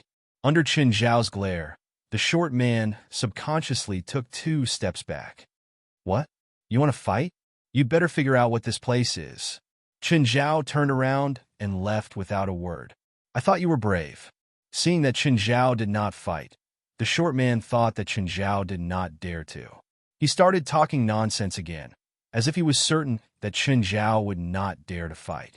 As Chen Zhao left, he took out his phone. Hey, Kate, I have news here. A European soccer star played with women in America and hurt himself. Stop him, stop him. The short man immediately yelled. A few bodyguards immediately went up to snatch Chen Zhao's phone. Chen Zhao was already at the door. Glancing at the surveillance camera on the walkway, his lips curled up. When the bodyguards moved, Chen Zhao only pushed them away lightly. Seeing that Chen Zhao dared to fight back, the other bodyguard immediately punched him. Chen Zhao lifted a foot and kicked the bodyguard over. The other bodyguards immediately surrounded Chen Zhao. Chen Zhao did not use too much force. But even so, he still managed to defeat all the bodyguards in a few moves. The short man and Dominic Haynes were shocked. They did not expect Chen Zhao to be so good at fighting. Don't come over. I'm calling the police. Call the police. Your bodyguard attacked me first, and the surveillance cameras in the hallway recorded it. I'm going to sue you for assault and threats. I'll also expose to the media the fact that Dominic was injured because he was fooling around with women. That you're tuning into the Romance Rendezvous YouTube channel.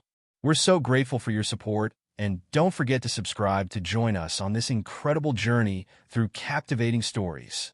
Your generosity through donations truly makes a world of difference, as it's the primary source of revenue that allows me to expand and enhance this channel for you. Thank you from the bottom of my heart for being a part of this adventure.